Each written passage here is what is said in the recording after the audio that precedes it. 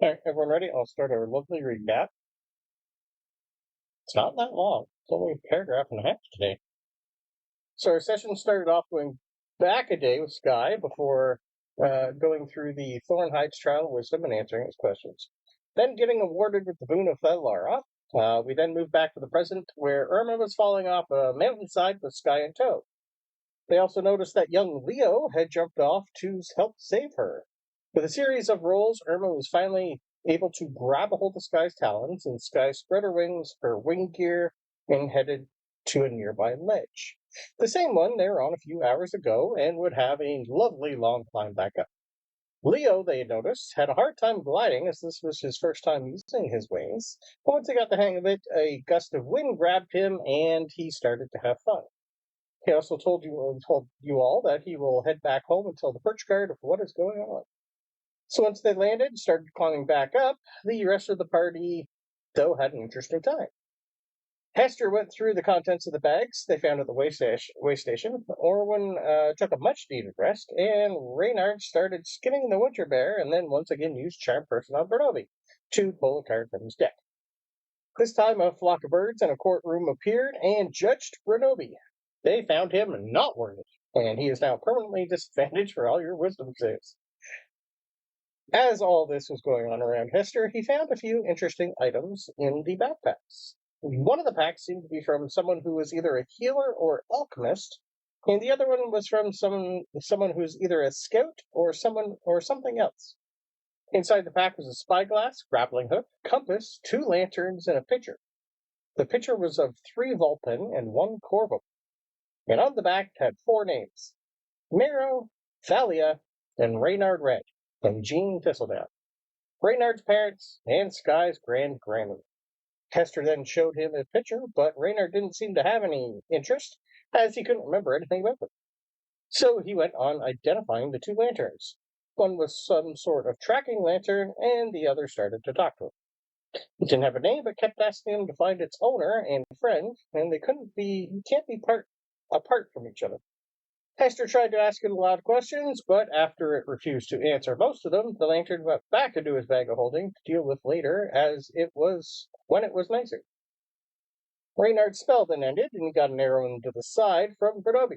What followed was a lot of yelling back and forth, and the 2 of them and another 2 cards pulled. One from Reynard, after Bronobi tossed the deck at him, and another from Orwin, after he was woken up by all the yelling, and this was his first time seeing said deck. The 2 cards that they were pulled were not bad ones. Orwin got himself a new lantern, obviously. That would allow him to toss some fireballs around, and Reynard could turn himself invisible. It was then that Irma and Skye showed back up to calm down the group. She saw the picture of her Granny Jean with the Reds, and somehow they knew each other. The owner of the backpack was now on their list of people to find and talk to. So the all headed back out of the cave, back to the bandit way station to rest up before the last trek to the bandit hideout, which is pretty much where we ended, and you guys are waking up the next day. Unless you guys wanted to take watch and do some rolls to see what happened during the night. I'll leave that up to you. And if I'm not mistaken, I don't get damage today from pulling a card, right? Today, because it's the next day, no. I'm going to pull one. Okay. All right. You're having a fun morning this morning? Roll me a d20, please, sir.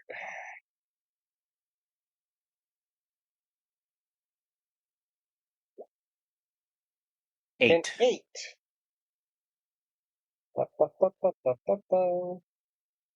Oh.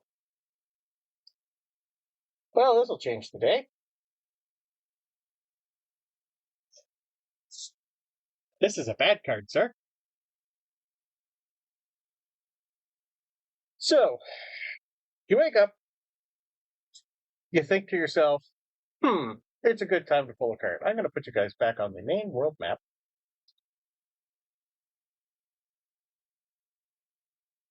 The party token, you guys are roughly, well, somewhere here in the mountains. can you roll me a D100, please, sir? Sorry. Oh. Yeah. 33. 33.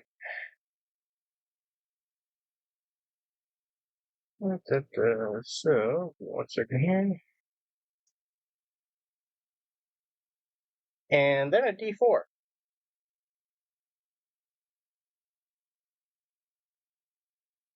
3. Okay. You pull a card, Reynard. And all you see on it is like a picture of open sky. Then, suddenly, you find yourself teleported 33 miles away, up in the air, sir. With about 5 miles underneath you. Until you go splat. You chose the Wandering Tide. Magical current sweeps you away. You teleport to a random location within the same plane, 1D 100 miles. So pretty much I'm going to die and go splat. I need to create another character, right? Do you have anything that'll help you survive plummeting to the ground in the middle of nowhere, sir?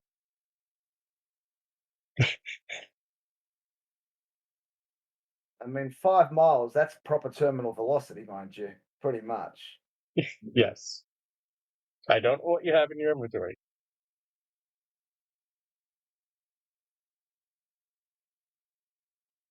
No, I got nothing. I got a potion of climbing. Doesn't help. I got a potion of slipperiness. That doesn't help. Nope. Well, just take the potion of climbing. You're already 5 miles in the air. Just take that and just climb up and go to heaven. Yeah, climb a cloud or something. I mean, put it this way. It is Find the stairway. Maximum falling damage is 20d6. You might roll 21. That's in maybe other people's games. For me, you fall that far, you die, sir. I don't care how many health you have. You realize even you could have 300 health and raging, you're gonna die, sir. So real humans have skydived, had their chutes not open, and they've managed to survive with permanent injuries, but it has happened a couple of times. Humans have survived, and they are not leveled characters. I'm gonna not, I don't even need to roll. He doesn't have the health to survive it anyway. So, what are your thoughts as you pull a card and are magically teleported in the middle of the air, sir? Had you been on the ground at this time? Had you been at the ground this time, you would have been 33 miles just on the same ground somewhere. But because you're up on the mountainside. What's going through... I believe the song Free Falling is playing in my skull. Okay. Because I'm free falling. Yeah. You do have the deck in your hand. What the hell? I'll pull one too. How much damage? There are a few that might help you. Now it's I pull one first, no damage. 2d4. I pull a second one. 2d4. No, sorry. 2d6. I think. Let me scroll up. I take 7 damage to draw another. No, it's 2d4, and then 4d4, 8d4, 16d4. Nope, sorry, 6. I can't even read my own writing. So yeah, 7. I take 7 damage and I immediately roll, so I got a 9 for the d20 of the deck. Okay, give me 1 second here. That one's gone. So you fall.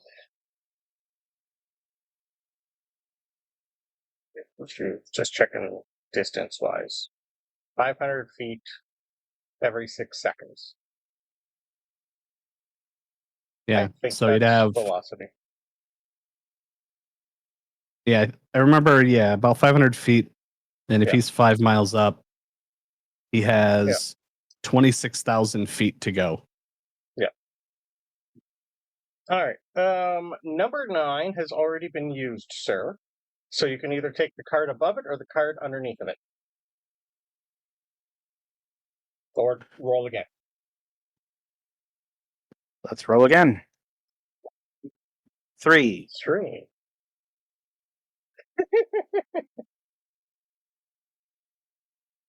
Three.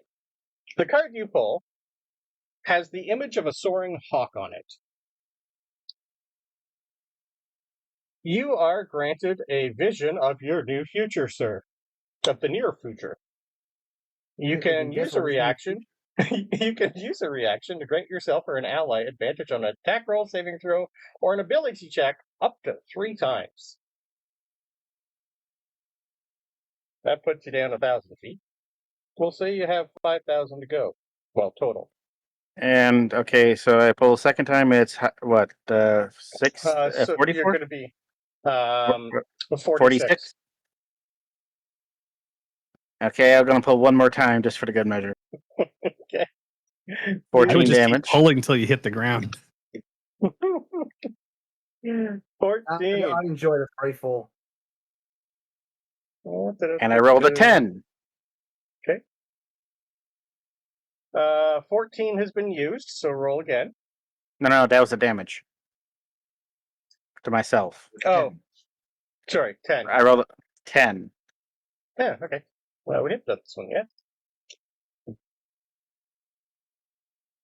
You pull a card, and it starts to sing to you. And then you start to sing along with the card. It is a great melody. It is It's free falling. It's pretty much free falling. For the next 7 days, your voice becomes enchanting. You can cast suggestion once per day. However, your thoughts are overheard by animals around you. These are great. Not helpful, but great. No, there's one helpful card. I mean, on the And- plus side, it's only the next 7 days that this happens to you. Right? Well, that means if he goes to heaven, then it's going to carry over. Yeah. Just out of curiosity, if I drink a health potion, do I get the full health back? Technically, it's going to take your action to do it all. You're falling. I'm going to say you're going to have to roll for this one, sir. This is like most of it you might drop, like lose. She makes sense. Mean. Give myself 8 health back. Okay, what are you at currently? 28 out of 41 health. 28 out of 41. Okay. More cards, more cards. Oh, I I'm mean, going you've to, got as I'm falling, and I have for my action. I took the health potion. I'm going to second wind to regain health. I love that. Because I could use once. So it's a 1d10 plus 2 HP. Let's see what I get. We're going to go through all the cards except for the one that he needs. 5 health. You have a free short rest in the meantime. Don't forget you can action surge and then draw a card so Well, you that's the don't thing. lose a round. Oh, I already did. I need the health, otherwise I won't survive the next pull with No, that's what I'm saying. with the card pull. You used your action for the health potion, and second wind I think is a bonus action. Mm-hmm. Yeah, so action surge, you get an action again, and then you draw a card. So that way you don't lose a turn for just healing. I still got a couple more turns, but I could only do one more thing of pull for damage because now it's 66, right? 8d6 doubles. Oh, it doubles. I thought I was going to add 2 every time. No, you're at 8d6 and then 16d6. Well, let's see. Either I die before I hit 8d6.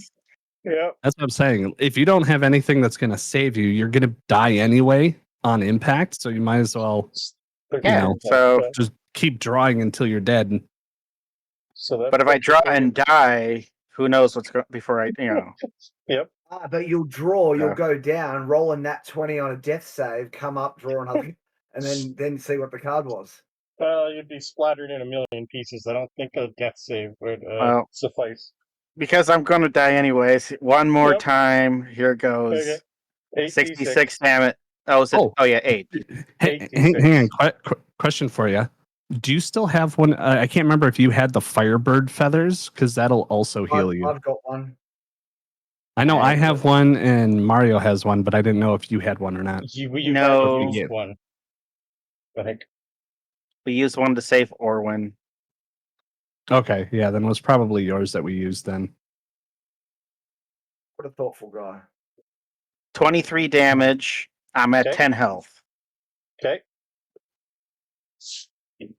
Now roll me a d20. Super good.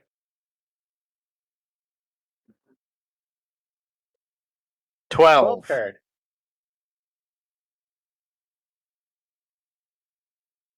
Okay.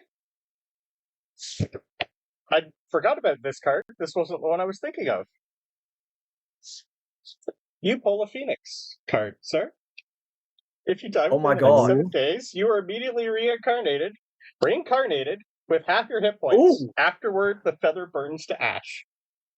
Reincarnated! He's going to change race. This is great. So,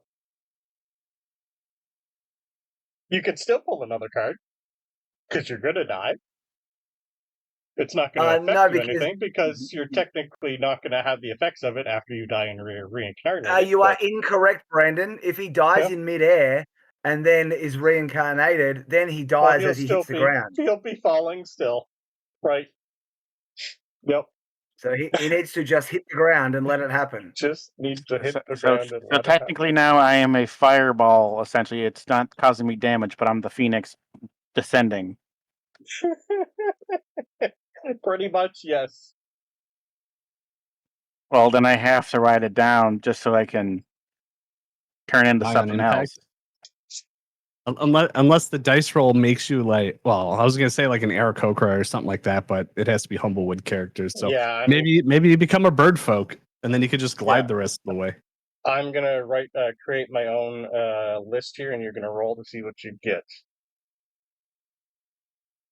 Yeah, because there's like a dozen races, ain't there? I think there's 10, 5 of each. Yeah. Unless But you're going also with all what the type? variants. Oh yeah, we'll go in variants. I'll let him choose the variant. I'm okay with that part. That's funny. I didn't even notice that card till you rolled it. But your friends are going to be without one person for quite a while. Jeez. Yeah, So when he meanwhile, gets back in the cabin, reincarnated, where's Reynard?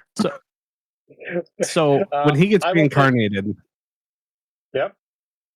oh, I was just going to ask, when he gets reincarnated, he still has all the knowledge he currently has. He's just in a different body, right? Correct. I'm doing a Doctor Who. I come back, okay. and all of a sudden I have this urge to I got this urge to eat an apple. Yeah. Why do I have a Alright. big chin? All right. So this is not how today was supposed to go, but apparently this is how today's going. So, Reynard, you have pulled a lot of cards. Most of them don't matter to you anymore because they're not going to work for you anymore. You are currently a falling phoenix, a nice big ball of fire. What are your Ball of last- fire. You technically don't know what's about to happen. It's just you got this card and something changed inside of you. You don't know what's about to happen. So technically, But it is perfect because he'd already said that was going to be his last card. His he didn't last have card. health left. Exactly. This was his last card. So Yep. this fits perfectly. Yeah. there is one card that, not that it matters anymore, but will gain you the ability to fly for 1 hour. That's the one I was hoping you were going to get. He also What number- doesn't know that. What number was that? I'm not telling you that. Well, it doesn't matter. There's no way you're, Oh, there's wait, no way I you're would ever still have drawing another card. all my items, right? Well, all your items are technically going to be scattered on the ground underneath you. you will have to eventually pick them all back up. Yes. But that's generous because when you go full Phoenix, everything on your person is supposed to be destroyed. Yeah, this is technically a card. So it's the card itself. It doesn't form him. We're just doing. He basically has a Phoenix feather, like Phoenix down from Final Fantasy.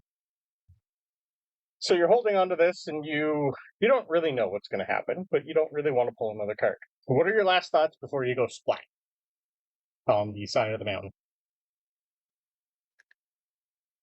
I could finally rest. He needs to come back as a Loxodon or like a Gith Yankee, something like. He's got to be something very different. No, it's got to be Humblewood race. Oh, duh, of course. Yeah, we're in Humblewood. But if he rolls Vulpin, that's going to be even more funny. But that being the case, I'm going to have black fur. Nice burnt. Yep.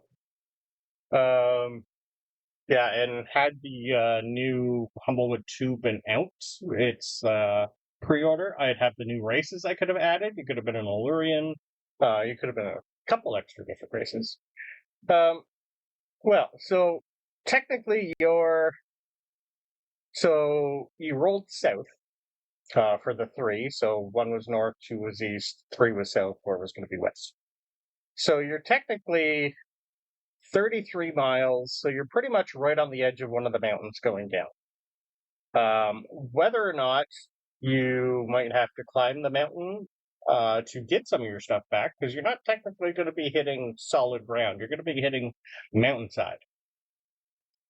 So any chance I have the ability to satch everything into the bag of holding Susan's basket? I'd say quickly, maybe. Yeah, you don't really have a lot on you. I don't think you'd be able to get your full backpack, like everything in there quick. Well, I've been keeping my backpack in there. The only thing I have out is like a quiver, a small component pouch, and of course everything on my body. Okay. I'm okay with that. Just give me a straight dexterity check. With disadvantage because you're technically falling. Too bad you're not a bird folk. So just regular dex roll? Yeah. Yeah, this isn't a save. This is just a dexterity check. That makes sense. He goes to take his 11 cape off or his cloak off, and the wind is grabbing it. He has to fight with it to get it in. You are falling. An 11. I'll let you do half your stuff, whatever you can think is more important. All right. I'll toss in Blackthorn, my shield, and my component pouch.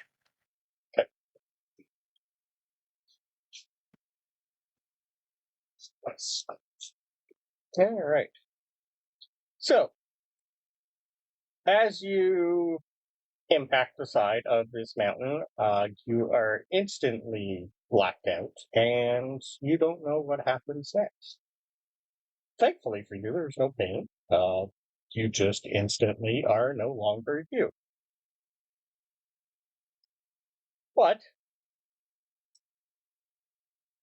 what's that first sense, and roll me a d10, please. What's that first sense for you when you realize, why aren't I dead?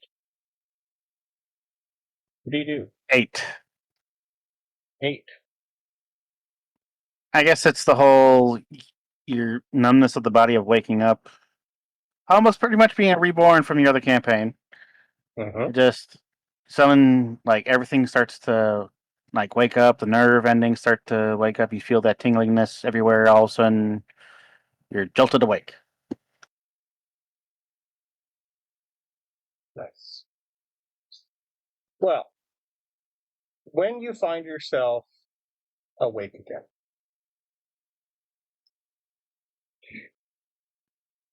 you're still technically on the side of a mountainside. Give me a perception roll, please. what I This turn all into? happens within pretty much like a minute and a half, maybe 2 minutes tops.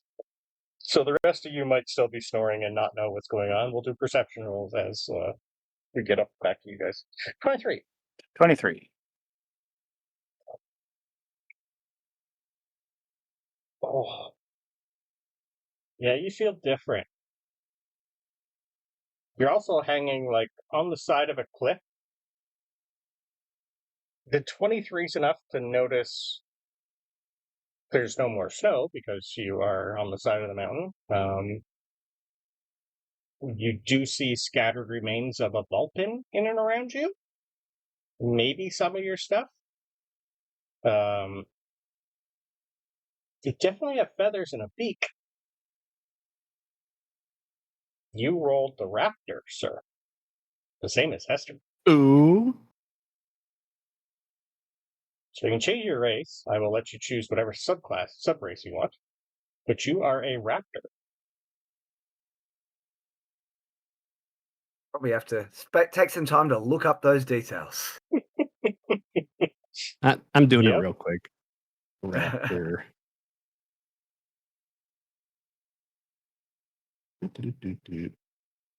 Yes, we have the Marin Raptor. That's what I picked. So you get a +1 to your intelligence, 25 feet swimming speed. The patient feature, I guess. If you're ready in action, when it goes off, you get to roll at advantage. Then there's the Minstrel Raptor. Wisdom by 1, agile. You're proficient in acrobatics. And you get aerial defense. Creatures that attack you while you are falling, gliding, or jumping have disadvantage. Here, I'll do this. So I got reincarnated. Do I keep the same classes? Yeah, it's just you change your race. Everything else about you is the same. You're only at half health. That could update. Oh, Windows. I will need an investigation roll to see if you can find any of your stuff.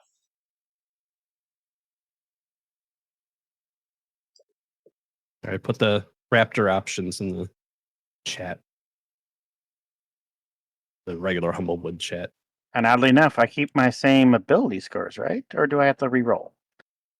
Nope, you're still fine there. It's still you, just a new you. Would the ability scores technically change just from... They might for the race. Yeah, you'll have to double check. Yeah. So I would almost create a copy of your character and then change it with that and then compare the both.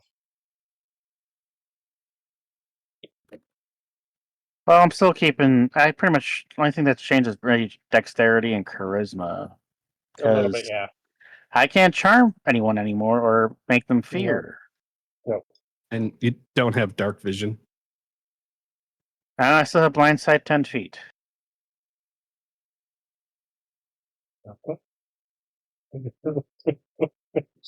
This made the day fun. There's not many cards left. You guys chose. You guys went through most of them.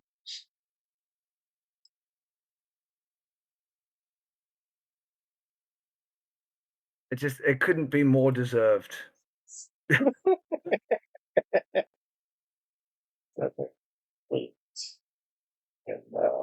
And I guess on the plus side, your dex goes up by 2. There's 11, so you've used 9 cards. 9 of 11. Correct. There's only 2 left. 9 of 20. Ah. So you got 11 cards left. Well, if he wants to draw them, he's more than welcome to. Well, I won't survive the poll. I mean, ever in the future. Yeah, that's the fun part. You didn't say you were putting the deck in your bag. So as you look around, you do not see the deck except you. I still got to do a perception, right? Investigation.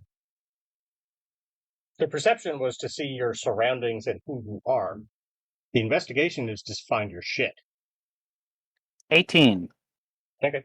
18's enough to be able to eventually track down the bag that you had, Susan's thing, but everything else is scattered to the wind.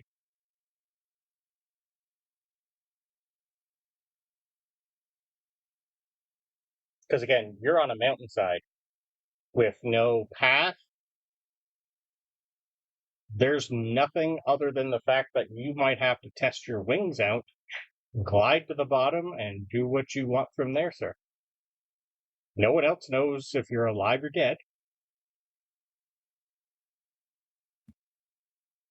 You might be able to jump and glide and just glide around the edge of the mountain, so you end up at the bottom of the mountain that we're at. Yeah, you're still going to be at about no. He's down. Like he'd have to trek 2 days to get back to where the path was to go back up, and he still has at least an hour, maybe a 2-hour glide down. He's still fairly close, but he's never used his wings before. Or this body before. Fair point. So everything he's going to be doing for a while is at disadvantage. Except for things that he inherently knows.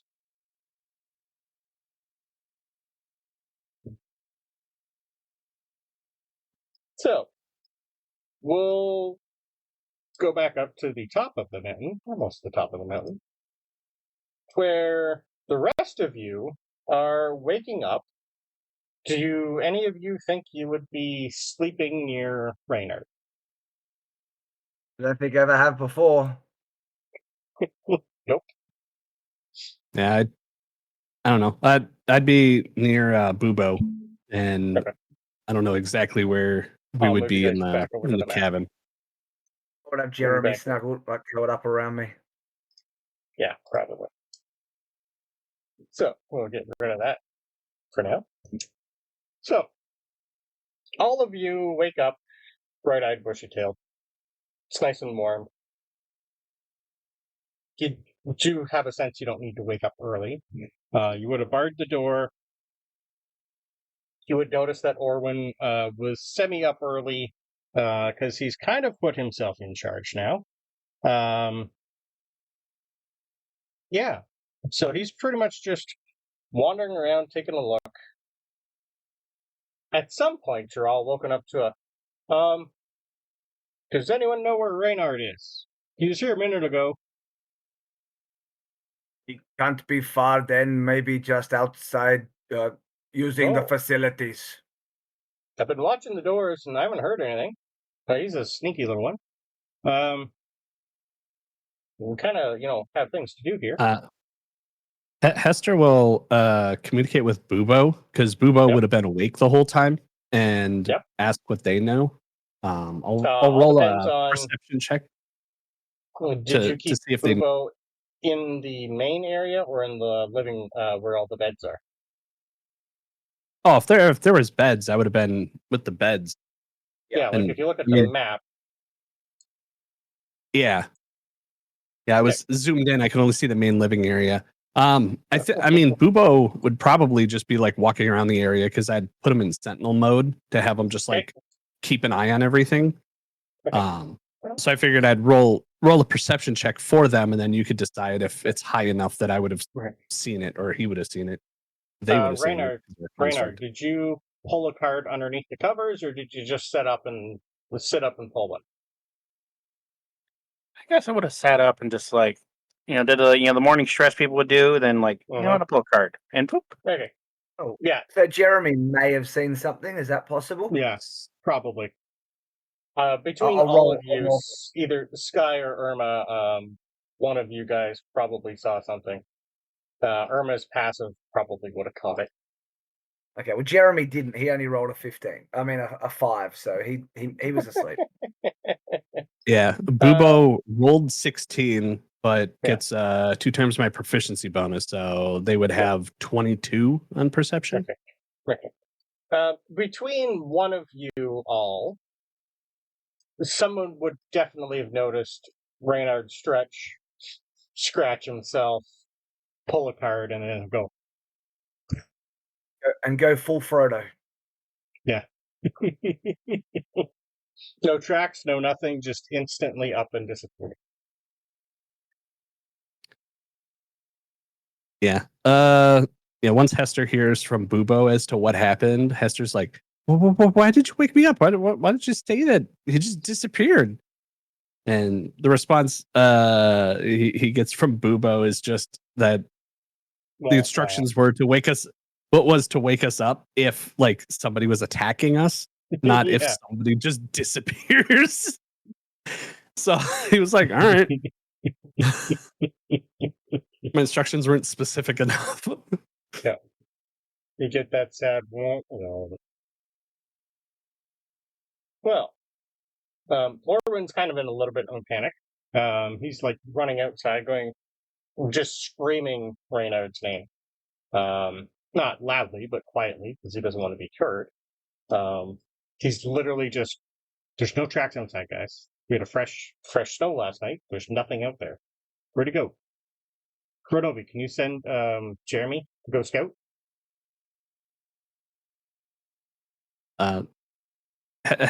Hester will let him know like what Bubo told him, and just be like, he was in his bed. He drew a card from a deck, and then he just disappeared. The thing that gave me the lantern here. Right, you're muted if you're talking, Mario. Right. I don't know how to do this. I don't know if is he going to come back. Should we wait? At this point, I would assume Skye would just go, well, I knew something bad was going to happen with that deck of cards. I just knew it.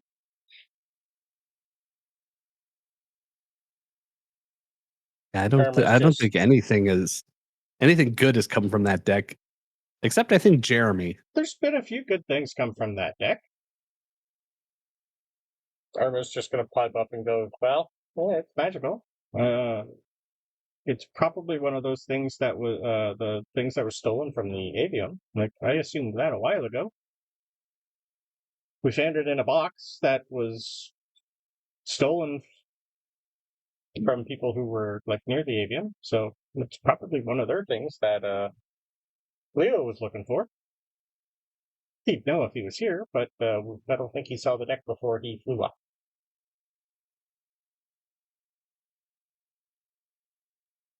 I don't know. We do have stuff to do. I don't know if we should, leave without at least trying to find him. Can any of you communicate with him?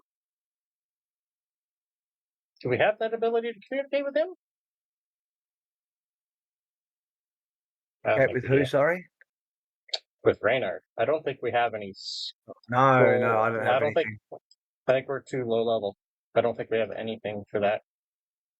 We had Leo going to tell the perch guard about what's going on. But he would be nowhere near Reynard. Yeah, so I'm not too sure if you heard me, but Orwin wants you to have Jeremy go look outside, see if you can spot anything.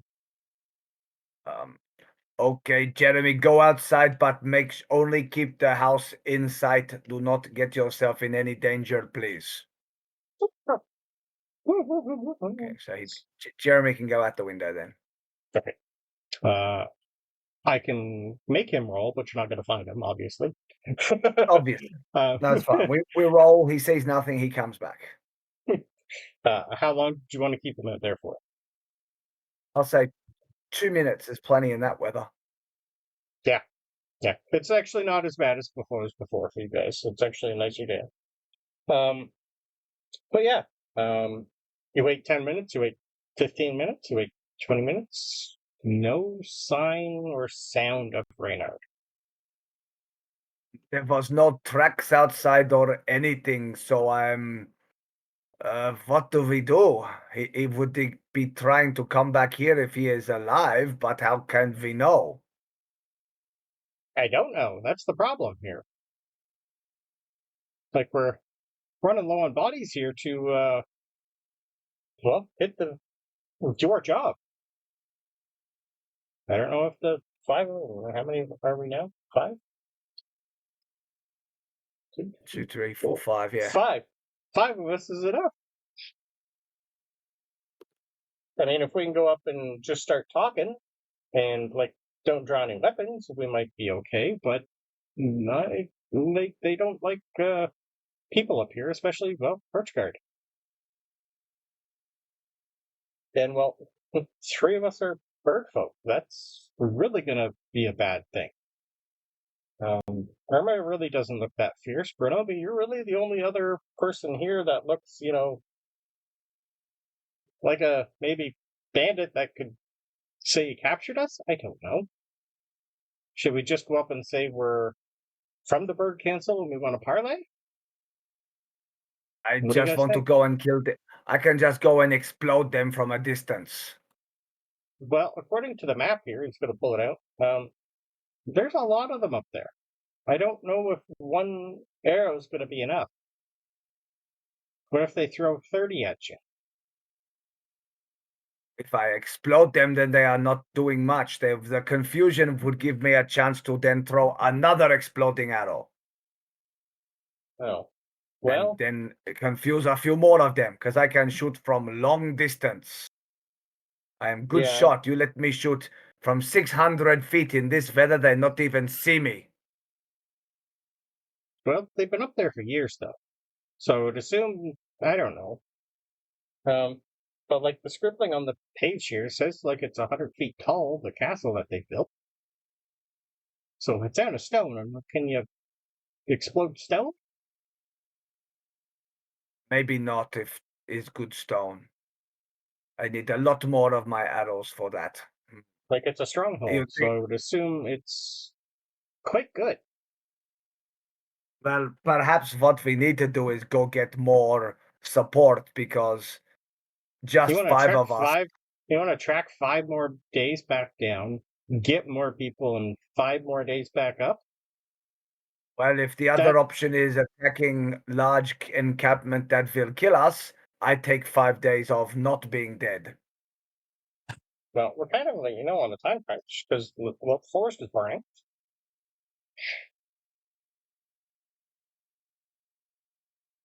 Well, we can try and sneak in. You're gonna see him sit down and go, let me just see if it's in my handy perch guard book. See if there's something about the situation in here. We're just gonna start flipping through pages. No. Yes. No. Reynard, can I please have a wisdom save for the work?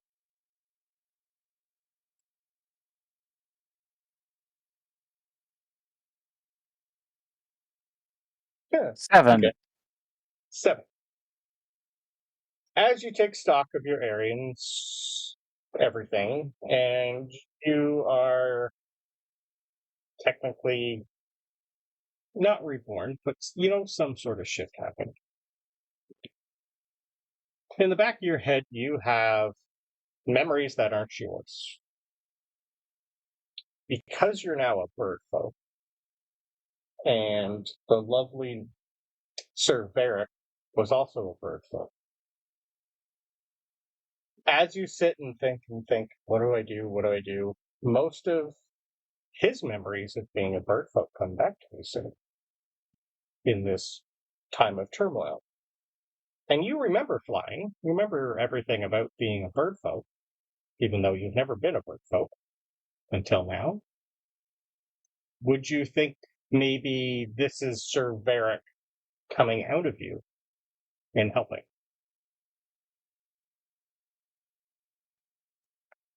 I would think, because I would be looking at my hands, initially remember seeing fur, paws, flashes of feathers. Now that the fur's gone, it's all nothing but feathers. Those will definitely be more prominent.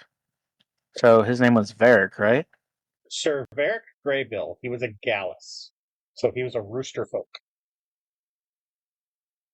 So it's not technically the same, but it is very similar. And I'm going to send you something because you failed your save. In the back of your head, you just hear yourself and part of him reciting his oath to the birch guard. And I sent you that in Discord.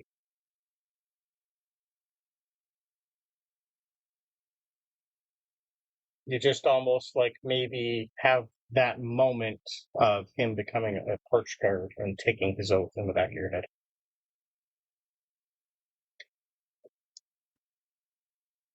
Maybe that'll help steel you for what just the fuck happened.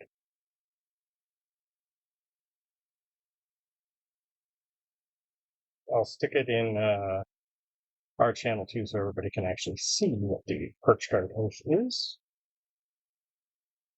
Nope. That's a different computer, Brandon. I need to do that on this computer.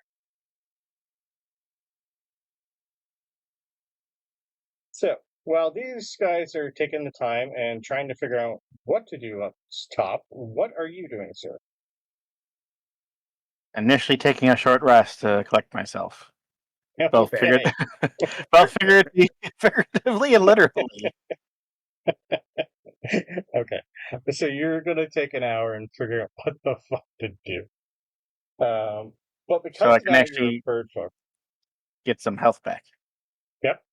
So because you're technically a bird folk, as these memories slowly come back into you, you will eventually remember doing some of the stuff with your wings and claws, because you now have talons and a beak. This is going to be like eating is going to be a new challenge for you. Because you don't have teeth, you just have a beak. But yeah, so if you're going to take a lovely little bit of time, feel free to come up with a new character art and token with what you look like. And when you eventually are ready to soar down, it's just going to be a couple fun acrobatic rolls and dex saves to see how well you use your wings, sir. I have new art already. That's what I was doing for the first, last 10 minutes. I had a feeling. So what do you look like now? Because raptors are technically a little taller. Real quick, before he starts soaring, there's something I want to do. I just wanted to interject that. Oh yeah, this is fine. This is like he's taking an hour, so we're going to go back to what you guys are doing because this is technically ahead of time. Yep. So what would you like to do?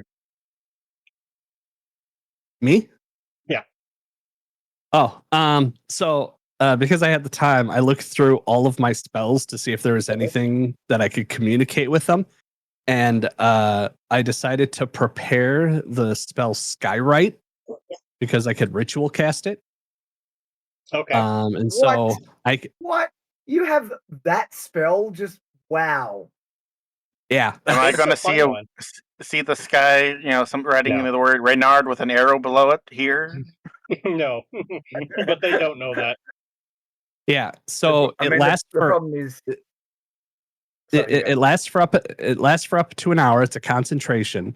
But since it's a ritual cast, I could just keep casting it. So it's up to 10 words. So I was going to have it initially just say, Reynard, where did you go?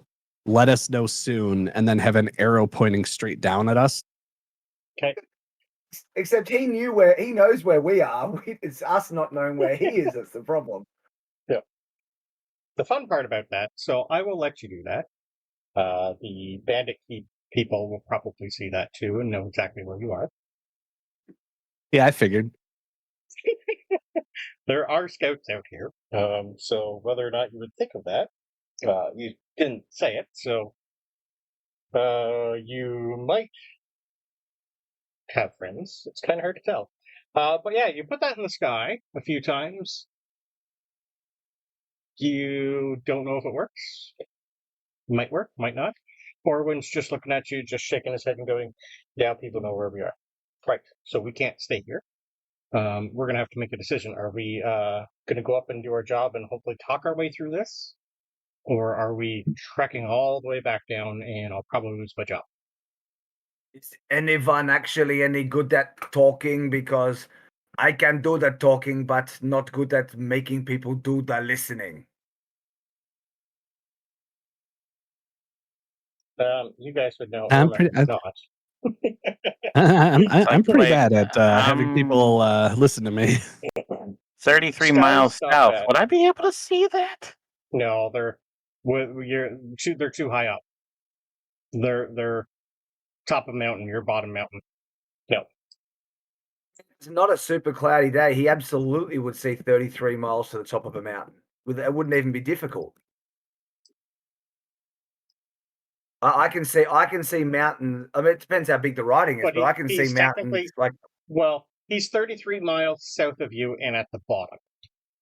He's got a rock face in front of him. He wouldn't be able to see through the mountain to see the Skye right. Okay, so we're on the other side. Fine. If it's straight up in the sky. Correct. Yes. Well, from where he currently is, he wouldn't see it. Okay. Yeah. I was gonna say it says the range for this is just sight. So I mean I could technically write it on the upper atmosphere. And it doesn't specify how big the words are. Oh my god. I didn't know. So I could have each letter. Yeah. It just says range sight. Okay. So, I mean I put it in chat too, so you could read it. You write it on the sun. Well, I mean, I'd write it on like the upper atmosphere, and each letter would be like a half mile long, so it's like you can see it from a distance. Okay. It somehow creates a bat symbol, but it's the shape of a raptor. Yeah. Okay. So at some point, Reynard, probably during your hour, you randomly see your name and an arrow in the sky. But for you, you already know where to go. It's up to you whether or not you want to or not, sir. They don't know you anymore. Nobody knows you anymore. You are a completely different you. So do you think Reynard, with all the memories of Sir Garrick and the oath going through your head, would you think to continue doing what you currently were? Or would you like to do a new career in life? Because now all bounties out of Humblewood. All bounties on you don't matter anymore. None of your friends or family know who you are. If you wanted, you could start a brand new life, sir. That sounds fabulous. The only people who would know your items. That's all they would know. Your friends would know your items. Oh, yeah, they would probably recognize Susan's bag because it's a basket-looking bag of holding. Yep. And they would recognize essentially the one sword that came from the gallows, which I call Blackthorn. Yep.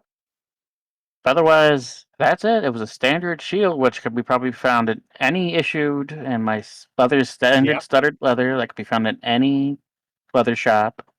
Yep. So I will let you figure out what you want to do, sir. Because I know your backstory. You were forced into most of this. Yep, I'm just gonna go back to Alderheart and just live my life. Because far as I know, I still have 69 platinum worth of cash on me. Man, you rich. You also have the wanted poster of Sudi for 1,000 gold that you could hunt down. That you were given when you first left this journey. Not that you're going to find him now, because you know where he is, but maybe Bronobi will kill him before and nobody will get that reward, but I will leave things up to you.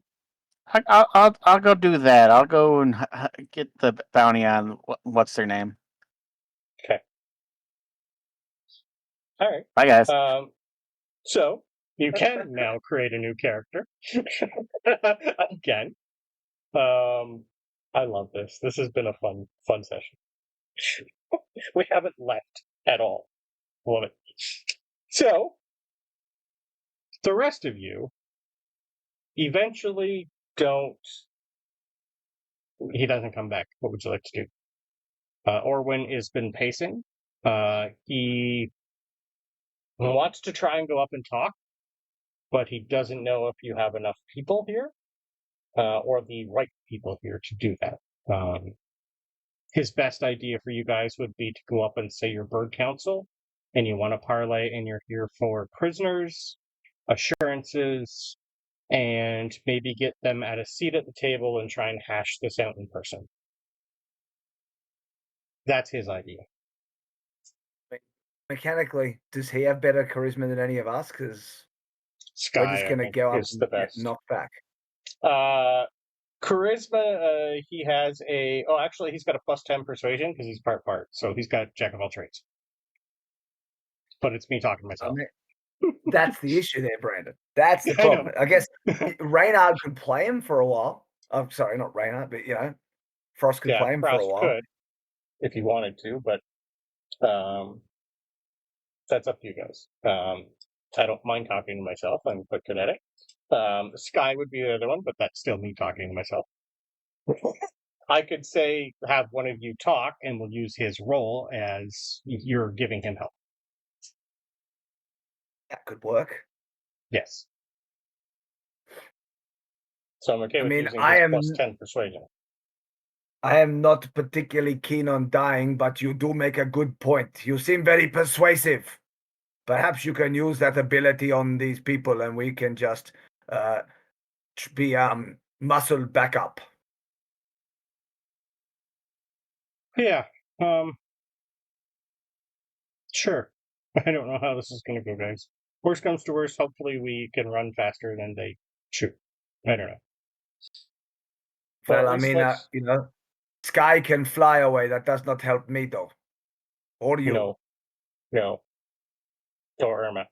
Well, Irma could technically just, burrow and she'd be fine. Irma's just nodding, going, that's my plan. I wonder if I could burrow into and underneath the place and get us in that way. We won't know until we get there. Hester, can you just have Bubo self-destruct and make a big hole in the wall?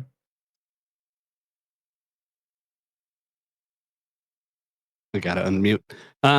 Yeah, I mean, I probably could just have them just break a hole in, but I don't know. I mean, for escaping. If we needed to escape, we can just run to a wall. They think they have us pinned. We blow big hole in wall and run. Oh, I apologize. I thought you meant to get in there. I thought we were trying to talk to him. That was my misunderstanding. Yes, I am thinking if we are going there to talk, but talking does not always go well. Yeah, if need be, depending on how tall the wall is, I could just have Bubo extend a ladder, and we could just run up him and just over the wall. That is better than exploding him. I agree.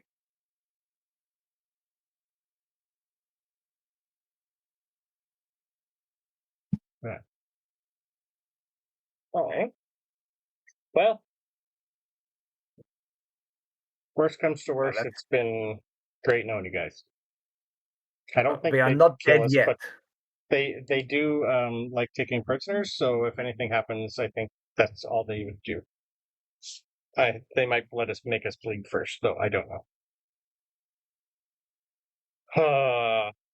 I wish Rex was here. Perhaps Irma could burrow down nearby and keep an eye out, and if we are not back within certain amount of time, go and get rescue or something. Yeah, or Skye could fly down. She's a very good flyer. I am more meaning the point of staying away from this, just staying out of it, and the rest of us going. Yeah, she's not the best at hiding, but Irma's just going to say, I'll be fine. Worst comes to worst, I'll start shooting people, and once they realize I'm healing them, maybe that'll help. Shooting people in the face to heal them sounds entertaining to me. If I am alive, I'm sure I will find it very entertaining too. Yeah, I'll put one right up close into your eyeball for you. You'll feel all the warmth and all that of kindness. How much healing does that do again? Unpleasant. I know. It'll heal 4d8 plus 3 if she shoots you in the eye with it. I don't know. It's a fun one to create. Okay, One of my favorite things about Star Trek Online, the Trooper class, they throw grenades at you to heal you. It's freaking weird. All right. So, you guys for the have power of healing. Yeah, literally. For Frost, because you're no longer Reynard. Well, you're still Reynard, but did you want what I suggested to happen, or how would you? Just let me know how you want to, and when you come up with something. Take your time. There's no rush. I'm going to create a new character. Yeah. Okay. Feel free to take time on that. You don't need to rush it. You can either just let me know how you want to be introduced, to where, when. It doesn't have to be up here.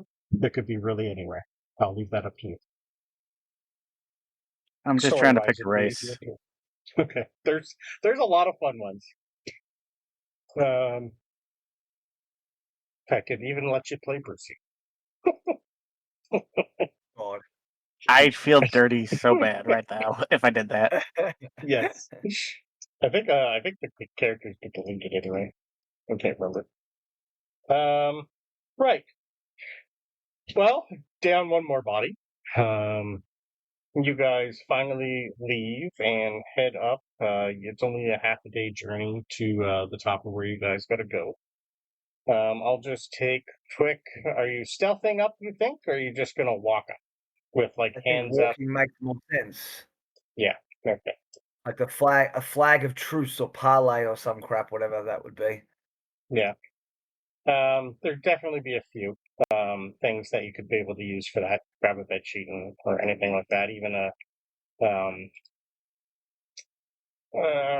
or one could bring out like his seal from the perch guard, but they might shoot him immediately. But you guys trudge up to the mountain, and you finally come in range of the stronghold. I'll get rid of Reynard because he's not here. So, what you guys see when you finally make it up to the top? Finally, through the mist, you see a pair of great stone towers looming on the horizon. As you approach, you notice they are connected to a squat and sturdy fortress, which lays in a lonely vigil among the crags. A few distant shapes can be seen patrolling the parapets, and banners with the crest of the Bandit Coalition hung proudly from the walls. You also notice there is a few people that are currently in front, pacing back and forth, with what looks to be some earthworks of some kind, and a big double door that is currently shut.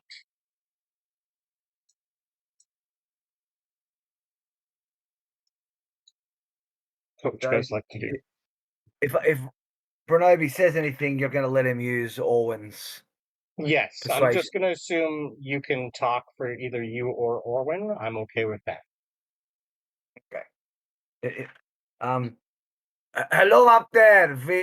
We come with message. Need to speak to your leader, please. Halt! Who goes there? You see one of the little Gerbine right at the front and run out and hold up a short sword and a shield and goes, "Who are you?" I am Bronobi. This is this is Hester. This is Skye. This is Orwin. I do not introduce Irma because I assume she's out of sight somewhere. Yeah, I'll just say put her over here and mark to say she's burrowed. Okay. We don't. Who are you? What do you want? And you're just gonna see him bring out like a little horn and blow the horn, and everyone else is gonna just like start to get into attack positions. You're gonna see a couple people more up on the parapet, like reach down with crossbows, and you have about 5 or 6 crossbows and a couple swords pointed at you currently. As you can see, there are only us. We are not an army coming to attack you, just coming to talk. The people from the council have asked us to represent them because they are cowards who do not want to come to face you in number. Of course they're cowards. They know we're better than they are. Stupid. Exactly, and that is why they want you to come and talk. They have You have been offered a seat at the council table. We don't want a seat at the council table. We want them all dead. Can we talk in person, please? We are not your enemy. Orphan, I'm not in charge. I'm going to have to tell someone and figure out what we want to do. No one's ever come up here and asked to talk before. We are not like them. Orvin, really? I think it. So, assuming they're gone, you're going to say, Orvin, I think it is important you not let them know who you are. Can you hide this? I've already put my badge and stuff away. He's in nondescript clothing. What would you like him to hide? I'm thinking your badge and any identifying stuff, do not bring it in. We put it over where Irma went. She can hide it underground with her. Oh, I'll get Irma. Still safe. Yeah. Because if they take us and search us and strip us, good plan. So he's just going to quickly give Irma all his porch guard gear, and he's going to slump a little and make himself look like he's not, good at doing shit. He's still keeping his weapons. I think it is. Well, then they're not identifying marks on the wedding. Yes, they're just normal weapons. Yeah. His. I only gave. Well, I gave him a hand crossbow of warning and a cloak protection. That's really all he has on him right now. Oh, and a very nice rapier. The question, Hester and Orvin. Sorry about that. If they expect to take our weapons, do we allow it or do we try and insist on keeping them? Personally, they outnumber us. They already have 5 with the guard. We haven't even seen inside. We don't know what's inside. I'd hand it over, but I don't know. Or ask for an escort. I mean, surely they cannot be afraid of just a small number of us. Well, they're bandits. They're skittish. They don't really have a lot. Bronobi. That's why they're bandits. Oh, I guess. We have some good things we are not wanting them to have. If only we still had that bag of holding. Why did Reynard have to run away like a coward? Well, maybe he's here. I have a bag of holding. I've always had a bag of holding. I am very silly. I'm sorry. Why don't we put our good things away while we wait for them, and you can tuck that in Bubo somewhere where they will not see. Oh yeah. Bubo has a secret hatch in the back. I could just stuff that in there. He has a trunk. Yeah. At some point, you guys see the doors open very slowly, and a face peers out, and you have yourself what's here?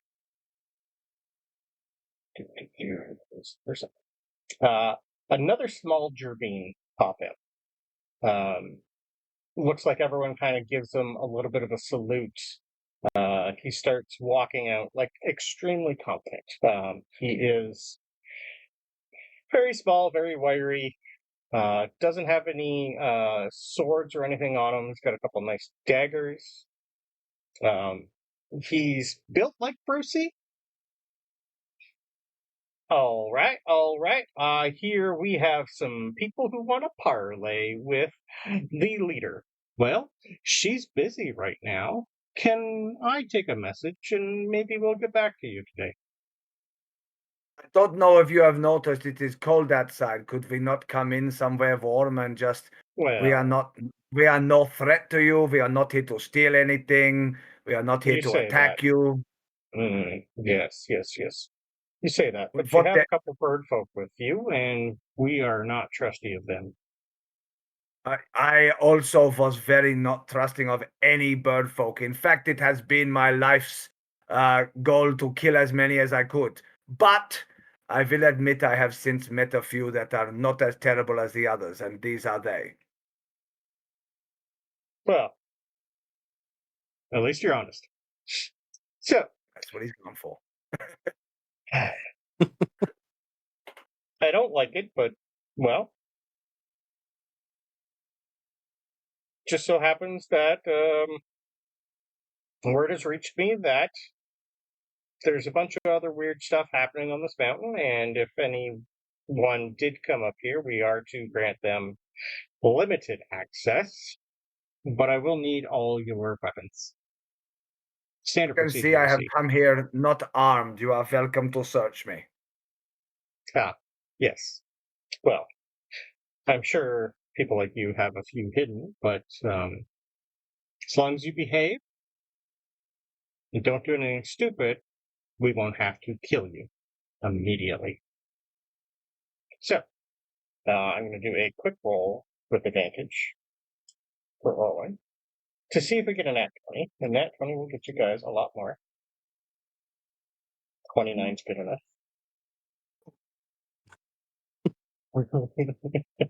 I hope 29 is good enough. I rolled an 18 and a 19. Some would say 29 is a decent roll for level 5 29, characters, whatever. Yes. That's the joys of having a bard. And I gave what he would have as a perch card. Deception and Persuasion. Well, come along slowly. Hands up. And pretty much all your weapons, I'm going to do a quick investigation check from him to see if he can spot anything fun. He spots a few things fun. Now, I can tell if some of you are some magical people. I do see a cleric of... a couple of clerics here. I can see your holy symbols. That was stupid of you. You only see one cleric. You only see one cleric. Thank you. I see one cleric of... we do have a couple injured people, so that would help if you can heal them. We could use some healing. Magical abilities up here is a little scarce for us.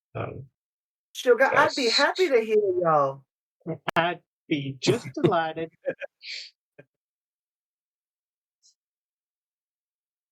I don't know how many good berries Irma would have had rest casting, but I'm sure she'd be happy to just feed them. Yeah. Well, like I said, slowly. This is a tremendous time for us up here. And having people... Do you actually have any documents that you're here from the Bird Council? That would go a long way with our leader. We did not want anything official from them because we thought you might then just kill it, decide we are spies and try to kill us or something. If that was the wrong decision, I am sorry. You don't have anything official? Most people, like ambassador type people, have like a document saying, "Hi, this is from so and so. Here's my seal of approval." Nothing like that. Bronobi just looks at the others. You do technically have your letter for aid still that you asked for the Bird Council, but that one's from Meadowfen. That's really the only official note I think you still have on you. I don't think they gave you a note at all. The only one who would be able to maybe do that is your perch card. Yeah, so I am sorry. I would love to go back and get something if that's what we should have done, but if that would take 10 days and perhaps all would be lost by then. But I have already said too much. Well, once you come inside, you probably haven't said enough yet, because once you start talking to Benna, she'll know what to do with you. But she's busy interrogating prisoners. So, come in. By the way, I am Mert. People call me Muck. Mert Rumblegut. Don't piss me off. And I'll shove my fist right through your face. That sounds very unpleasant. You're going to see a couple of the guards go, "It is." When you say you don't like bird folk, I assume you're okay with Jeremy. And Jeremy pokes out from under my cloak. What the hell is that? That is Jeremy. Everyone just immediately clocks on and goes, "What the hell is that?" They've never seen one before. He's New. He's one of a kind, He sir. is. Yeah, he is small dragon, my friend. He came to have me a fey through creature? some. I'm not really sure how he came to be, but he did, and he seems to like me, so I like him back. Right. What's the metal thing, too? Everyone's looking at Bubo. What's that? Oh, but that's Bubo. That doesn't explain what that is. That should be more than enough explanation. You don't know a Bubo? No? He's just going to look around. Nope. Bubo is just our helpful friend. When we're setting up camp and whatnot, like Bubo, like sets up the tents and everything, so that way we can like get food ready. You have a metallic servant? Yes. It's a bird folk? Yeah. Now I've seen everything. You're even making metal things to do our jobs for us. Well, he's just going to look around. I mean, look what they're doing now. They're creating new things just so even more of us don't have a job. Hester might be a raptor, but he's going to turn into a dead duck. Yeah. The places we have been in high danger lately. Hiring servants would not really be a responsible thing to do, putting innocent people in harm's way. Metallic servants are much easier to replace than people. Yeah, but if you're hiring, you're not paying him. So if he's doing all your jobs for you, but still one less person who could be employed. That's part of our problem with the bird council. They're hiring not us for anything anymore. Or if they do, like all our stuff's being burned, and like we got no work. They won't help us. We're just so uptight. That's why we don't like them. I suspect now they would be much more willing to talk. That is part of why we are here. Things have changed. Better. We're tired hunting scraps. In the distance, you guys hear. Give me a perception roll. Let's do it that way. That'd be the system. Nat 20. Ooh, nice. That a boy. Perception. All right, so this first one is Hester. Okay. And then this one is going to be, well, it's this one plus 6 is Bubo. Okay. So 21 for Bubo, 22 for Hester. Okay. All right. You definitely hear like a rumble or a roar in the distance, somewhat similar to the winter bear you fought, but this one seems louder and deeper, but further away. And you're going to see them all like go to weapons and turn towards it and goes, like I said, you come at a weird time. There's a bunch of stuff on this mountain and we don't know what it is. But let's get you inside. It's safer in here. And the door opens. And inside, I will get rid of the first main area. The rest is still covered because you can't see it. The door opens and you guys can go inside.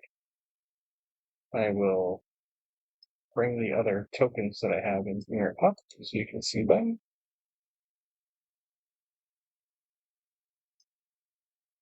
Inside, you see a couple more. I'll describe what you see. So the wide courtyard contains a small community of humble folk, some wearing arms and armor, others unarmed and going about their day. There are 2 buildings inside the walls, as well as a narrow road leading up towards a meeting hall. There are a few points of interest. The doors would be open, so let me open.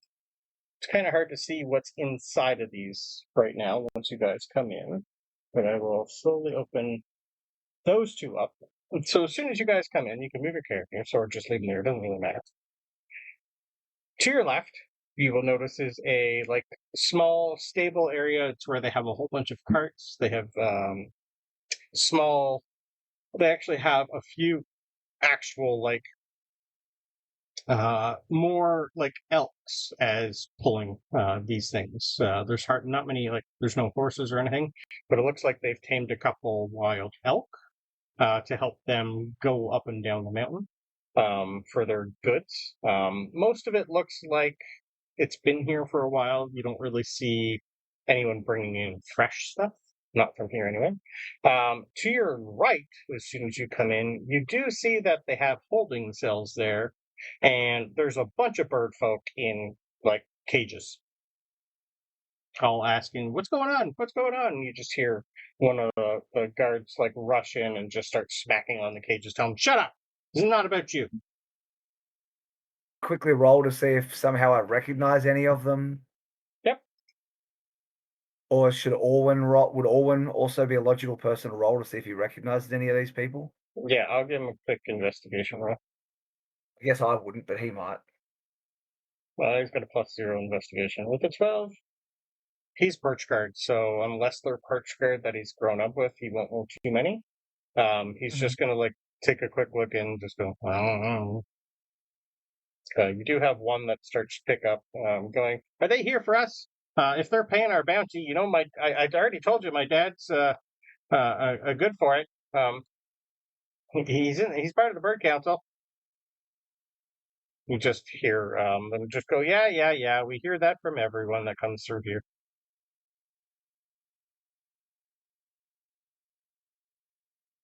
So what would you like you guys to do? You are being pretty much escorted. All your stuff has been taken away. All three of the people that were outside come in. There are like 5 or 6 more people on the parapets. I just didn't bother to put them in there. I didn't want to fill this up with tokens, but there is at least around 15 to 20 humble folk walking around here, all staring at you. There's not much we can do other than follow, right? Yep. Until we get to wherever they're taking us. Yep. So, as you guys slowly walk through, you're introduced to quite a few things in this place. I'll read you the description of most of it. So it has a courtyard, a barracks, a storeroom, a prison, and that's really all you can see currently. The barracks itself, row of triple-decker bunk beds can be seen next to a rest area, where a table lies strewn with playing cards and game pieces. Some of the bunks are occupied by people sleeping or reading. A few of the bunks have sheathed weapons and leather armor hanging from hooks built into their frames. Stairs lead to the main area up to the top level. There looks to be ample space here for all who live in the camp.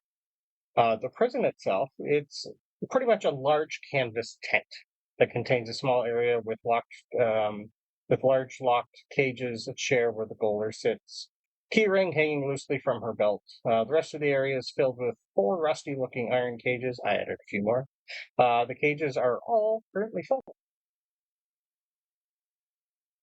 So, it seems like you are busy up here. Yeah. But I don't think I should really tell you anything else until you talk to Bennett, because I think I've already said too much.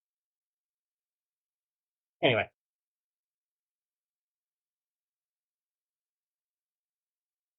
So, as you guys go through, if you would like to give me perception or investigation, or what do you guys think you would be doing up here? All the people here are pretty much staring. Okay. While you guys are up here, you are definitely the center of attention, and there's not one person who doesn't have a weapon drawn and is staring at you, because the horn that was blown put this entire place on edge.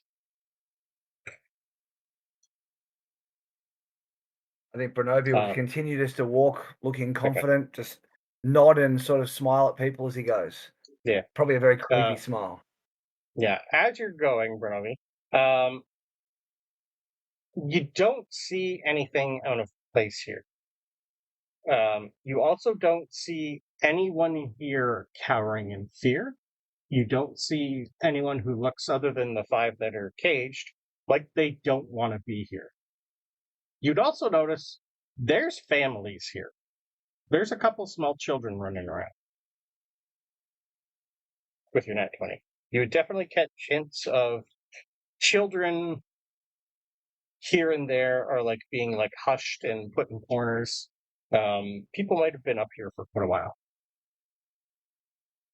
I think Bronobi. I think he'd keep that to himself. Okay. I think he doesn't want to look like a threat by showing that he has too much information. Yeah. Your nat 20 would also... Reynard, when you were back at Alderheart, and when you were first getting your gift and you were looking at the wanted board, was it just you in there, or was anyone else? I can't remember if anyone else looked at the poster of Fenna Redbriar, the first one that moved. Oh God. I can't. I want to. think I want. maybe? I want to say yes because, like, I was looking around. They were talking to somebody, and I was like, "We're at the post office picking up the package." Yeah. We were all there, and I just happened to look at the because the post offices have wanted posters sometimes. Like, any from me? Nope. Yeah, you weren't there. You did see the one for Fenna Redbriar. She's wanted for extortion and kidnapping, 1,500 gold reward, dead or alive. Bronobi, your nat 20 clocks her. She's the jailer as you walk through that's currently in here. Okay. Again, he would for now keep that to himself too. Okay, perfect. So As you guys are as a little whatever, as we're walking and Hester sees like the kids that are running around, am I close to them? Like, are they kind of running past us, or are they like 40 feet away? They're like being hidden in a small area. Oh, okay. So it's not like they're out running in the courtyard. They're just hidden off to the side. Okay. Yeah. Perfect. Okay. So I was gonna murder those kids. Just kidding. Fuck them kids. All right. So you guys eventually, 1 second here. I'm just going to open up the next area, even though you don't really see half of this yet.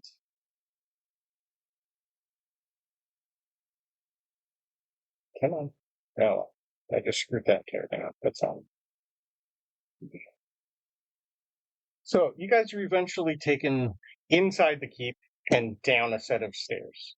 And you are all transported into the inner keep. The inner keep itself, it's a little chilly down here because you're technically on top of the mountain. Now you're going deep inside the mountain. So it's the rocks in here. You're out of the wind at least, thankfully. And you are all escorted to this waiting chamber right here with a couple beds. And you are told to pretty much come in, sit, and rest. And the door is locked. It is quite cramped, but you are all shoved inside this tiny little place, except for Irma, who's not here. You have 2 gerbines in here and another hedge. Looks like they have been also locked up in here with you. They close the door and then you hear it lock. And he's just going to say, I'm going to go get the boss. You guys sit here, and when she's ready to see you, she'll come and either bring you to her or we'll figure out what we're going to do here. Does anyone need any food, water? I'm fine. Everybody else is fine. Are you? Yeah, I'm still good. What about our fellow guests? No, we're once a day. They fed us this morning. It's all real loud. Okay. Once a day does not sound great, but each to their own. Okay. So eventually, you guys are locked in there, and you start to wait. You do notice that it is a heavily metal door that is shut and locked. I'm not a huge fan of this. This is not how you treat a guest. I am thinking we are not really guests, and this has not worked. Just give it time, Bronobi. Skye's just going to look at him and go, well, now, who are you three, and what did you do to get yourselves in this little mess? The two you'd be able to tell they're not young, the Drew beings. They're pretty much just like probably a little older than Bronobi. Thinner though. I'm Jumble, Jumble Whistlefoot. This is my sister, Ellie. Well, she's just gonna like look up at Boo Boo and go, we used to build stuff like that a while ago. Not as intricate as that one. What's its name? Did you name it? Which one? Who belongs to that? This is Boobo. I built them. Oh, neat. We built usually smaller ones. We're from the avium. We used to do like a whole bunch of fixing stuff there, and we went out one day to get some ore, and we kind of got taken because right. And the bandits have been having us like fix all their weapons and stuff. We've been pretty much like their blacksmiths because they don't really have a lot here. It's not really the best thing we do, but they've been keeping us locked up here, and we're here to repair stuff. Why I don't know, but we've been here. I don't know. We'll look at his sister and go, 2.5 months, I think now. What's the date? They don't really tell us anything. You guys tell them the date. Yeah, it's been about 2.5 months. Okay, so we could escape this if we chose to. Would you want to escape too? Oh, sorry. Who are you guys? I'm Jumbo. This is my sister Eli, and the one sleeping over there. Her name is Meki.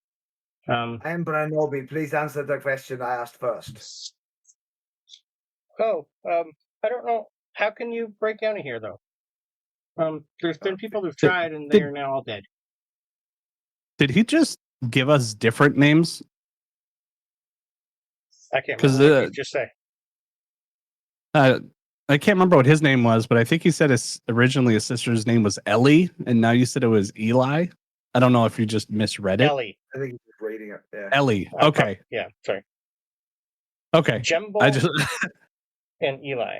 Sorry, Ellie. It's spelled Eli, but it's Ellie. Let's be in the middle and say Eli. I'll add an extra L, so it's Elli. Ellie. And I'll add an E on the end. Sorry, I just copy and paste random generated names. Come on. I do not believe we need to escape. I think they will be here for us shortly, and we will continue with our conversation. But being locked up is not exactly the most friendly way for them to treat people that came to them. Well, they do kind of have a point once you listen to them talk about all their problems and stuff. Like most of these people are, well, they didn't really grow up here. A lot of them were forced up here just, because of the fires. And, the Bird Council, they are a bunch of, even at the avium, we get the same thing. They're uptight. No offense with the three of you, but most of the people at Alderheart are, uptight bastards who look down on most of us little folk. I'm sure you've all seen it. Not sure if some of our party have seen it. And so what are you guys here for anyway? Yeah. Well, you know about the fires, obviously. They are a much bigger problem and they need to be stopped. Are they spreading? They're not telling us anything about them. Yes, they are spreading, and they are going to keep spreading until there is nothing left except maybe all the way up here will be safe. Well, yeah, it's rock. So we don't like it here. We're born to dig. We're born on the ground. If you guys can take us with you, we'd be happy to go. I just don't really have our hopes up.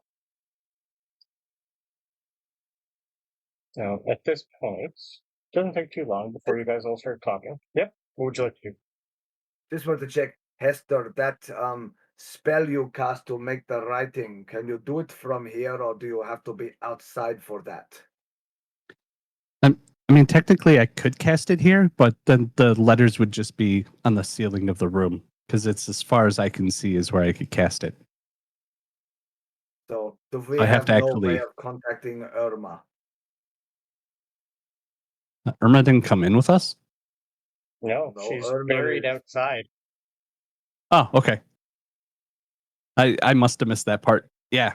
So we have no way of contacting Irma. Yeah. You're gonna see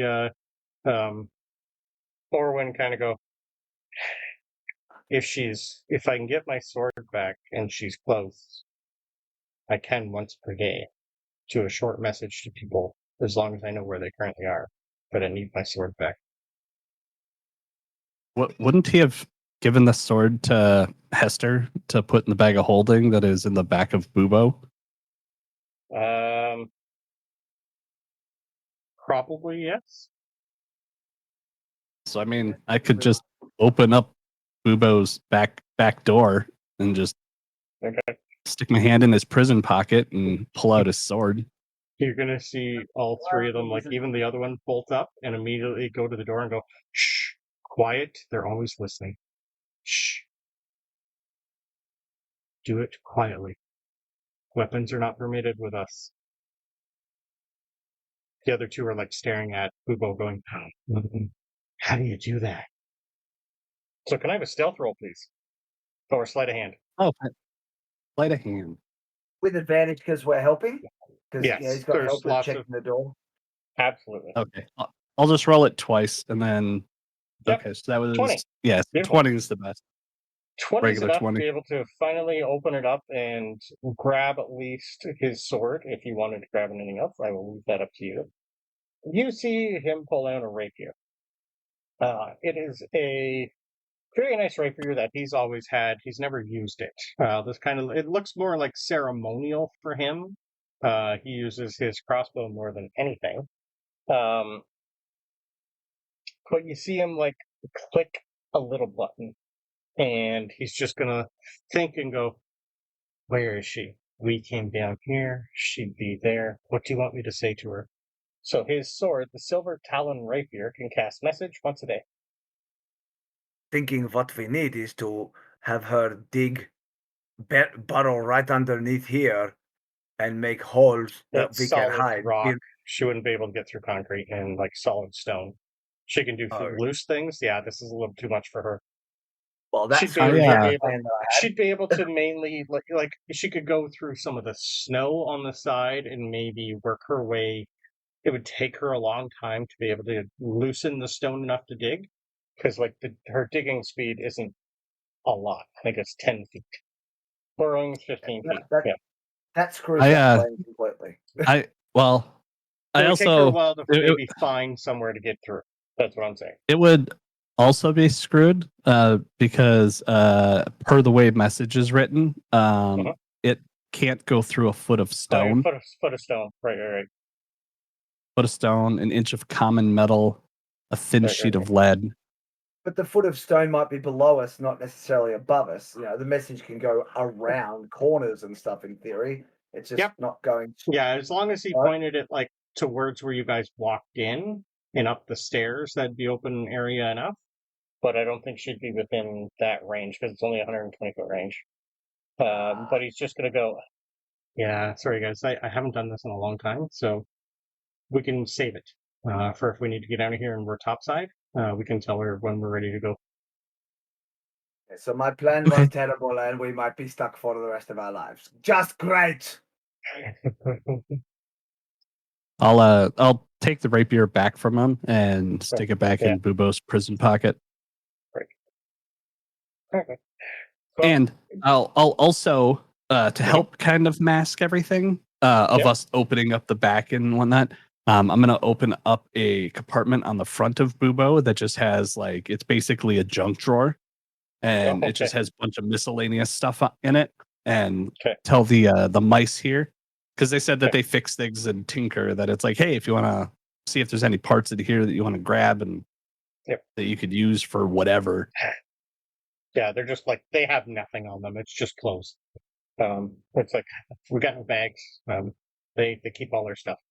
But yeah, we can probably come up with something later. We can maybe try and hide it, but we don't really have any high hopes. So we'll see what your first meeting goes with first, and if you come back bloodied or don't come back at all, I don't know. We'll figure it out. Okay. Okay. Well, thank you though. This is the best trip we've had for a while. And I think that's a good place to go for break. Okay. Yeah, because I just noticed the time. We have been going for a bit. Good. I've been dying for a drink of water. Well, after about, you guys sit for 20 minutes in there before you finally hear the rattle of the door. Is there anything else you guys want to do before that time? No. Yeah. The door opens, and he's going to ask all of you, except for the 3 other people that are in there, come over here. Benna has decided to give you entrance. And as soon as you guys come out, you see someone else being tossed in. You see someone who looks like the person. I can hear all of that, Mario. Sorry. That's coming through loud. Oh, sorry. I will stop typing. Done. Okay, sorry. The lady that's in the photograph that you guys have, that was standing beside Reynard's family, is tossed in, and she is old, and she is battered and bruised. Right. You 5, hopefully you'll answer your questions a little bit better than this one. And you guys would notice this person is the one who's tossing her in. Had Reynard been here, Reynard would know it was Fenna. She's the one who was at the cages up top, came back in, and now tossed Mira in. Bronobi, you would know she's the one who is wanted for extortion and kidnapping. Right, you lot with me?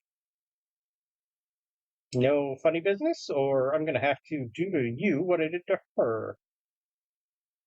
As soon as she's tossed in, you're going to have Skye go, oh my, do you mind if I heal this lady here? The Fenna's just going to look and go, why would I care? Do what you want. So Skye's going to stay in there with Mira as the rest of you come out. The little lady's just going to look at Skye and kind of like, oh, well, hello there. The name is Warden Mira. And Skye's just going to go, hush, hush.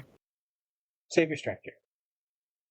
And the rest of you are escorted over to here, so you can bring your characters over to here. And you said that the Mappa that was just brought in, Yep. They were in the picture with Reynard, his parents, and... Yep, she looks a little bit older than the one that's in that picture, but yep, looks to be the same person. Okay. Did Skye realize that? Yes. And is Skye staying back to help heal, and they're going to have a chat away from the guards. Yes. Okay. I just wanted to make sure. Otherwise, Hester would have Hester still would have pulled out the photograph and just handed it to Skye as they were leaving. Oh, right. I wasn't going to do that now, but thank you. She's just going to look at obviously and Orwin and go, play nice. Now, surely he's done that as the meme. You know, he must have said, look at this photograph. Come on. I don't know that meme. Sorry. Nickelback, come on. That terrible song. Yeah. Oh, you probably love it because you're Canadian. Yeah, that's I don't fair, listen to Nickelback because I'm Canadian. It's a meme. It's a meme all over the internet. I'd have to see it to maybe say I know it, but off heart, I'm not a meme person. I am sorry. Fair enough. I play D&D, and I play in D&D. I don't have time for the rest of the stuff.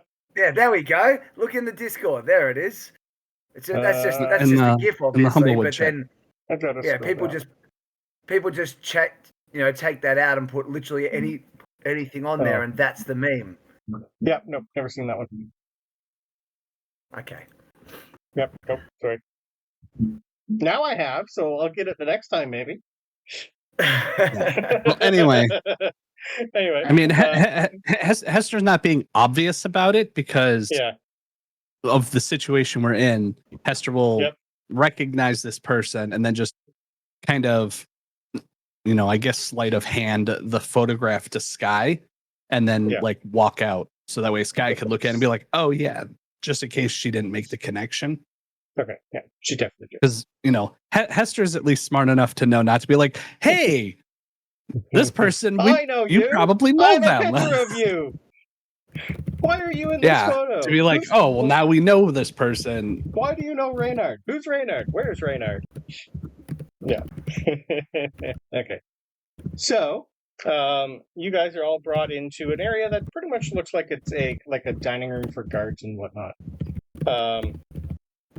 Let me know when you're done, Mario. Or mute yourself.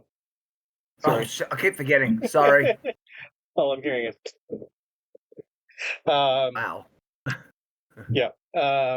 Benna, you've heard stories about her before, but seeing her is a little different. She's a solid Cervan woman with a face partially obscured by a red bandana. She looks at you with a stony glare. So, this is what Alderheart sends. A group of greenhorns. Pathetic.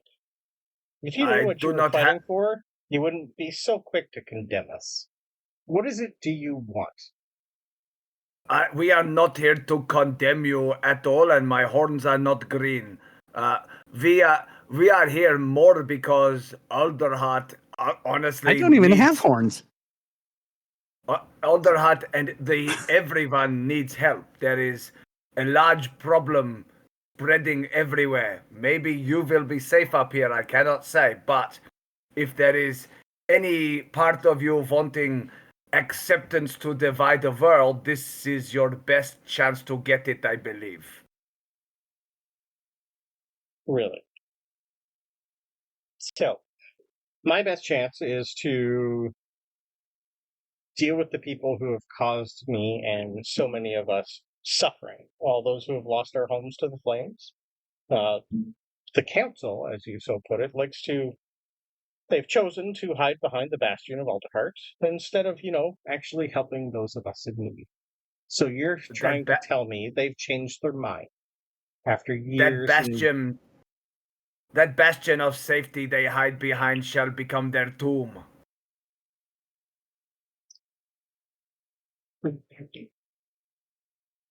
He said that as ominously as he could. Right. The point is, this is when they are at their biggest need. This is when the opportunity for equality can be put forward. As you can see, I am not a bird folk. I have not in my past ever willingly associated with them until I have met a couple of good ones here. But they are not necessarily representative of all of them, but neither are the bad ones representative of all of them. You're going to see her go, yes, I know, I got bird folk friends too, but they're not from Alderheart. They're the ones that we have a problem with. Anyone else on the Outer Rim, they're fine. Most of them are hard workers. It's the bastards that put themselves high in the air and decide all of our fates. They're the ones we have issues with. Okay, here is the problem. If we wait until they are destroyed by these fires, you could sit here quite safely up here, I imagine, for some time. But then there will be nothing left down below. Nothing left to save, nothing to salvage. Nothing of any value whatsoever. Here is an opportunity for you to join with us, to help save basically our entire world as we know it. And then there will be something left to save. Alderheart will be in a position where they must communicate, must deal with you on a more equal footing. And are you going to be the representative for Alderheart, for the Bird Council, or us? Like, what's your play in this? Are you been hired by them? Do you work for the Bird Council? They asked us to deliver the message. We are not actually working for them. Neither are we planning to work for you. We are simply messengers. But we would be more than happy to help escort you down. I think our presence would stay any retribution from them. And then we could have open dialogue. From the back, you're going to hear the Vulpin that beat the crap out of the other lady just go, "We can't trust them. Not at all. Benna, you know better than that." By any chance, do any of you have the ability to cast a magical thing called Zone of Truth? I have heard of this. I would be more than happy to answer your questions under this spell if you have access to it, so you can know I am telling only the truth. The one who has that spell is buried outside. I also don't know if we would know that. You've seen her do it before, but oh, we have. Okay. Yes, you have. That's how you got information about this place. You interrogated someone in the jail cell in Alderheart. Actually, you weren't there for it. You ended up putting an arrow in his brain at the end. That was were nice. You there? I can't remember if you were there or not. I can't remember. It's been a while. But Irma did cast Zone of Truth. I think you missed that session. That could be why you forget. Okay. They're just going to look at you and go, "We have a few magical individuals here, but not something like that. No. Most of us actually work for a living. Or used to. But..." You're typing again, sir. Oh, God! Damn it, stop typing! You're going to see Benna remove her head, revealing the concealed portion of her face. She's horribly burnt. Her left ear is gone. Her eye can barely see underneath the warped flesh. The fires have burned everything away that I love. I will make sure that they burn away the corruption that festers within Alderheart.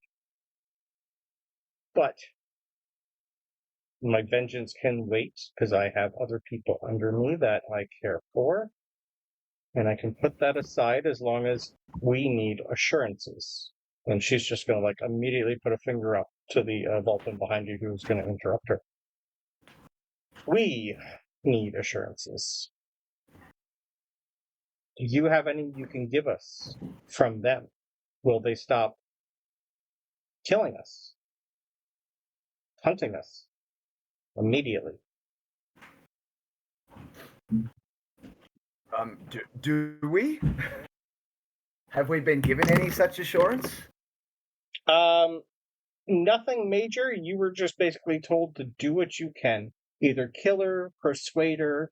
They just want a yes to the Bandit Coalition to cease their raids on Alderheart and the surrounding villages so that they can focus on dealing with the fire problem. And yet they've offered nothing in return. Currently, no, other than a ceasefire. That would be something they would have to discuss face to face. It's kind of hard to do at long distance because they're so far away. Regrettably, I write back and forth. Yeah. That's not enough. I like the 10 words at a time. Do you want to do this? Fuck no. Do you want to do this? Fuck no. For everybody to see, that'd be hilarious. I like your idea though. You can take inspiration if you don't have it for that one. That one made me chuckle. I do have an idea for how you might get straight in their good books immediately. You have somebody here, not yourself, that they want. Well, I'm sure we have lots of prisoners they want. I mean, a in prisoner. Yes, the one you just threw in to the area we were being held. She is considered a danger to everyone, and they would like to get their hands on her. Apparently, Really? you are not big fans either. Well, that's more than we got out of her. You're going to hear from behind you. I couldn't get anything out of that one. Tough old bat, that. But she is wanted for a large amount of coin. Handing her over in lieu of coin would be a very strong statement. Can I have a history roll from you, please, to see if you can remember something? There is actually somebody here, too, that you've been asked to find. Ooh, okay. Whether or not Bronobi remembers that, because it's been a bit. Or 16. the rest of you. If Hester won. Oh, 16's enough, yeah. You would remember that the magistrate that you were talking to, his son was kidnapped and is up in your summer. Have we seen? Oh, we wouldn't actually know. Might be the one you were talking about. Yeah, you're not too sure exactly what they look like. But the magistrate, the big fat pigeon guy, he said his son was kidnapped and was being held for ransom up there. And also, if you happen to be holding a younger pigeon person, sorry, whatever the race is called. One of them, he is the son of a prominent magistrate in the town. I know you are not exactly wanting to help them, so this is up to you. I am just putting that out there as a possibility if you happen to be holding such a person. Right. And saying we do have this sort of person, what kind of assurances can we get that, well, you just see her start to think, go. Well, I think if you are handing over one person they want, and perhaps we're holding hostage one person they wanted for opposite reason, that also forces them to talk while offering stick and carrot.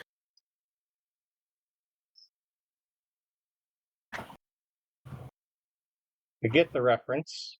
The joke is pathetic. You're just gonna see her kind of look at Fenna and shrug, and Fenna's just gonna go, "It's on you. If you screw this up, I'm gonna be taking your place, and I will burn them to the ground. So, if you want to try, Fenna, by all means, but I want nothing to do with them.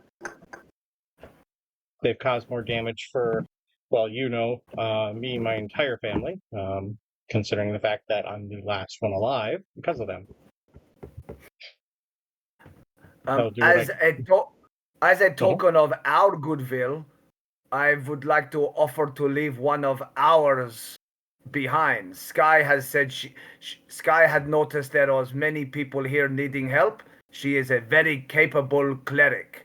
She has expressed that as long as, not locked up and treated it in kindness and fairness, she would be willing to stay behind to help you out.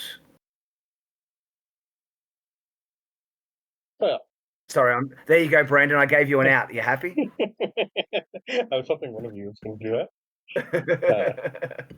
Muck did say something that you had a healer among you. She will be treated kindly. I'll make sure of that.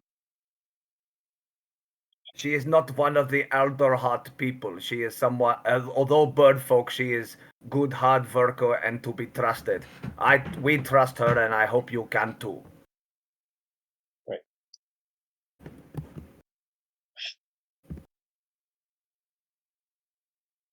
Well, I will send one of my associates with you. They will be my go-between. They have ways of communicating with me at long distance. So, for now, agreed.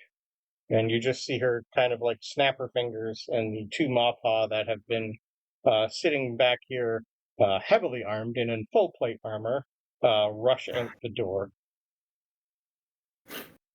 So I will take a quick. Let's do investigation rolls, or no, sorry, religion rolls. As you go. I mean, by, I don't care what you're asking for. It's my third nat 20 of the session. My God, So, man. do you remember what game was it? Oh, it was in Cold College where I was pulling that on you guys, wasn't it? Yeah, you were. They are. Is it here? They are paladins of Half the Whisperer. Oh, they should have healing of their own then.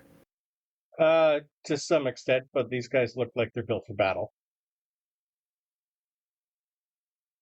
But like maybe a level 1 paladin, so not a lot, sir. Gotcha. They're good for 1 divine smite. That's their party trick. Well, is that all the religion check was for? Just to know that they're paladins? Yeah, of which particular Amaranthian. Ah. Okay, gotcha. During this conversation, what is Grothar doing? Where do you think you'd be? What are you doing? What's your plans? I would probably be there and where they're keeping the storing the food and just kind of like as wild shaped as a mouse, trying to like snack, kind of get into a couple of things. He's just hungry, minding his own business. Okay. Until someone might spot him and shoo him away or something, or smack him. Okay. So in the room with these guys, perfect. Okay. Yep. Okay. That's all I needed to know. Paying other people no mind. He's paying if they pay them no mind. Okay. How long? You can stay wild shaped at level 5 for what? 2 hours? 1 hour or 2 hours? Let's see. Wild shape.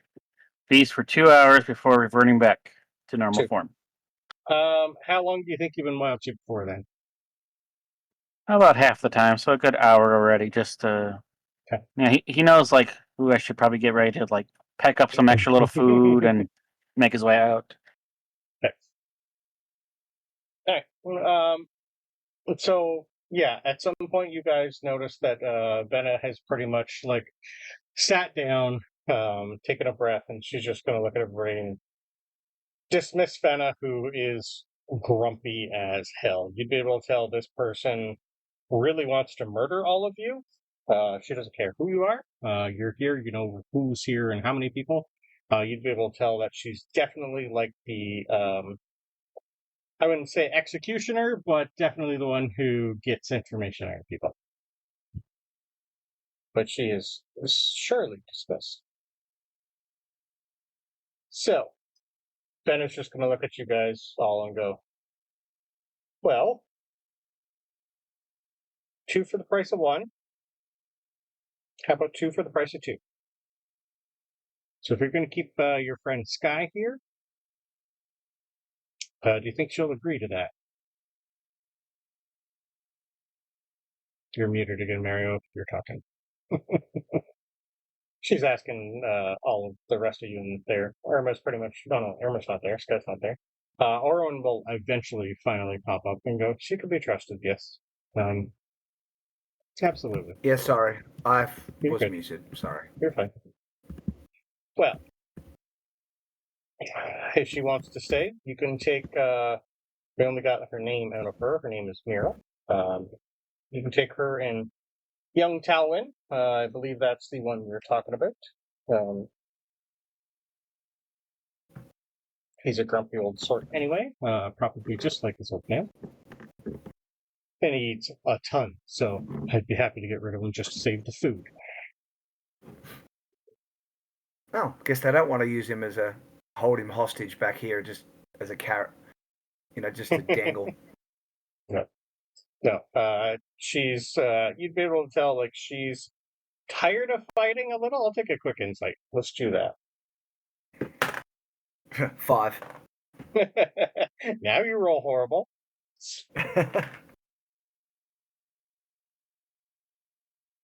All right. She's just going to look around and go, This isn't how my day I thought was going to happen. That's fine. So, by the time you guys are here, like you're 2:00 in the afternoon by now. She's going to, you guys know you'd still be, if you left now, you'd be hitting the guard hut by about 10:00. It'd be late getting there, but you could hit there before, or she's going to offer you to let you stay here for the night. I am happy to travel. I think time is of the essence, but up to the others. Right. Well, I'm going to give you my second in command to go with you. He's an abrupt sort, but if things get into hassle with any of the creatures around here, I'm sure you've probably known a few, he can handle himself. So I'll give you guys Muff to, he could be my go-between. He has the wit and wisdom to deal with the bird council how I would see fit. Oh, this isn't the guy who clearly wants to kill us then. No, this is the Gerbine that came out when the horn was blown and met you guys at the first time. Yeah. Okay. Yeah. Mert Bramblegut. Mert Muck is a Gerbine. Small but vicious. So pretty much another, small Gerbine that thinks he's 20 feet tall. She's gonna immediately just start writing down a whole bunch of stuff. She's gonna spend almost 20 minutes writing down a demands list and what she needs in insurances, whatnot. She's then going to hand one copy to you, and Muck is eventually going to come in. She's going to hand one to him. Right. You better let your friend know, and I will go get the other prisoner for you. Good luck with that one. He will probably not shut up the entire trip down to the mountainside, so have fun with that. We might need her to be, restrained the whole time. I don't think we can rely on her to help us fight if she is a prisoner going to her potential doom. Sorry, who are you talking about? The woman, I forget her name. The one the one who's the prisoner. Yeah. Mira will be definitely let go, so that's fine. They're not going to be shackled or anything. She wasn't even shackled when she was tossed in. Okay. Yep. Yeah, they manhandle most things around here. You're locked in a room. The door's locked. There's no way out of that place. So, eventually, you guys are led back to your room with Skye and Mira and the other three, who now think they're coming with you, but they are not. I thought you were going to bargain for more people, but you did not. I forgot they existed. That's okay. So mind you, when we get back to that room and we see these others, I would say remind me the name of the one who's coming with us. Mira. That's all you've heard is her first name is Mira. No, the person the two I see who's coming with us. Yeah, the two that are coming with you is Mira and Talwin. He means the Gerbine bodyguard guy. The bodyguard guy. Muck. So if Muck's there, we would turn to Muck and say, could we it is very dangerous. We have faced many challenges, and if we could have these ones in here with us, that would be help keep you and us alive a lot better. We have faced winter wolves and fire elementals and all sorts of things. The two little Gerbines in here? No, we need blacksmith. They're the only ones who can currently fix stuff around here. They ain't going anywhere.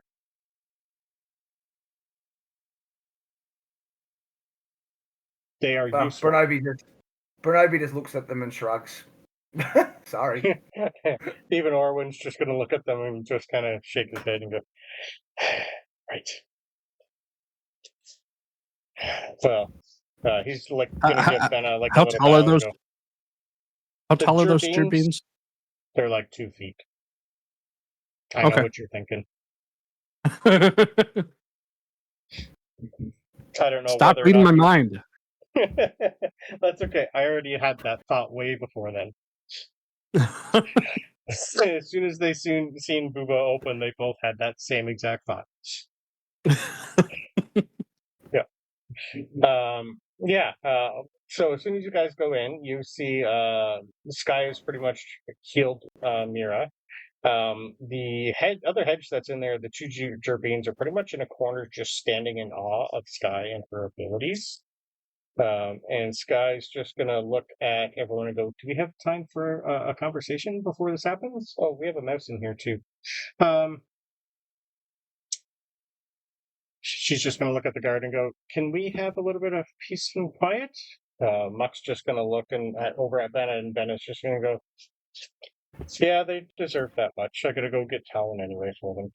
She's just gonna look at Muck, go get your stuff ready. I'll keep a guard posted, but he won't be listening. You guys can have 5 minutes. So the door closes and you guys are all inside, and you have 5 minutes to go over your plan. What would you like to do? What would you like to say? We have a plan? I don't know. Make up a plan. You're being allowed to leave. You have a letter of assurance from Benna that she's going to call off all the bandit attacks and send them down, and they're pretty much just going to quietly stop raiding. And the letter that she has is quite in depth. I can go over that later in detail with you, but it didn't look like she sealed it. Because she knew he was going to read it anyway. Bronobi is actually going to pull 100 gold out of his bag and give it to Skye, and say she was going to hand you her 394 gold and give it to you. Well, in that case, maybe he'll take that, but leave 100 with her, and just take the rest to split up with the others, and say, "If you are not wanting this, I am thinking these people are going to stop raids. They need to be fed still. If you give them this 100 gold, it will feed them all for a long time and make them feel even better about this once we are gone." Oh, yeah, that'd probably go a long way up here. I think that would help if I handed over some money. Yeah, I like your idea there, Bronobi. She's just going to look and go, with some of the items I gave you guys before we came in here, I don't think I'm going to need a couple of them up here, though. I'll keep my wingwear just in case, if they'll let me keep that. Well, I don't really think I need... You'd be able to tell she's kind of like figuring out what she wants to keep of her stuff. So I'm sure we're going to see each other again anyway. Keep the wingwear. It's I think with in your bag anyway. I'll take my gloves though. I don't think they'll really notice if I have my gloves on.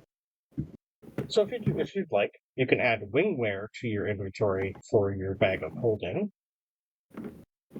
Okay. You can add pipes of hunting to your inventory in the bag of holding. And a +1 shield.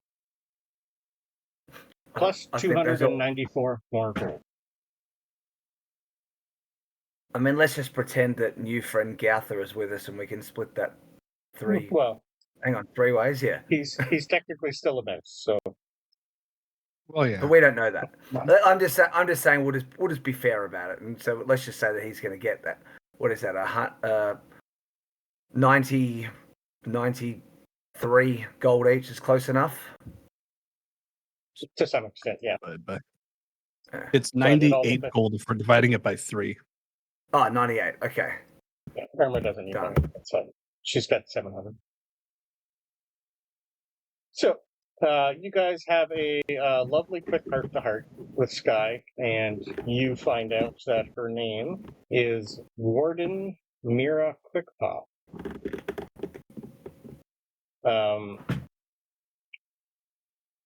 Ideally now, I don't need to give you a lot more extra backstory because Reynard's not here. So Skye's learned a bunch of stuff that Warden Mira is now keeping away from all of you guys, and you're not going to learn any of that shit.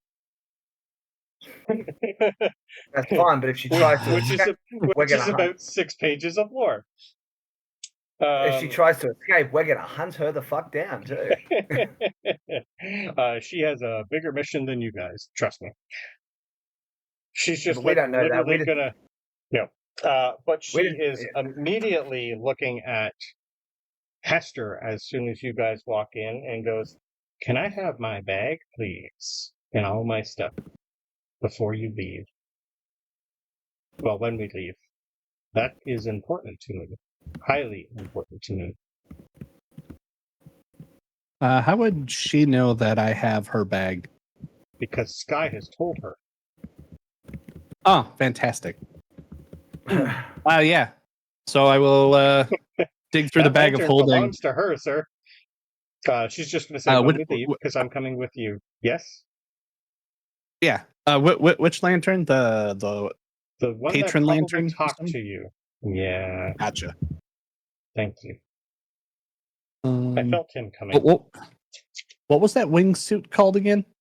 Just wingwear. Wingwear. Yep. Basically, it lets you glide if you don't already have wings. This type of wingwear will pretty much let you glide further and farther. And if you can get a good up glide, you can pretty much you could expend 1 charge to gain flying speed of 30 feet until you land. So you can fly for a little bit. Every 6 seconds, you drop an extra 5 feet. So it's kind of like glide. You basically double your glide for. Gotcha. Okay. Yeah. And the Pipes of Haunting, you can take a magic action to play them, expend 1 charge to create an eerie spellbinding tune. Each creature of your choice within 30 feet must succeed a DC 15 wisdom save or have the frightened condition. And then a +1 shield. Yeah, the +1 shield I was planning on just adding to my inventory. Unless someone else really needs a higher AC. Welcome to it. Okay. Yeah, the only other one who could use that is Irma, or when you eventually meet your druid friend. I mean, a druid could use it if it were a wooden shield.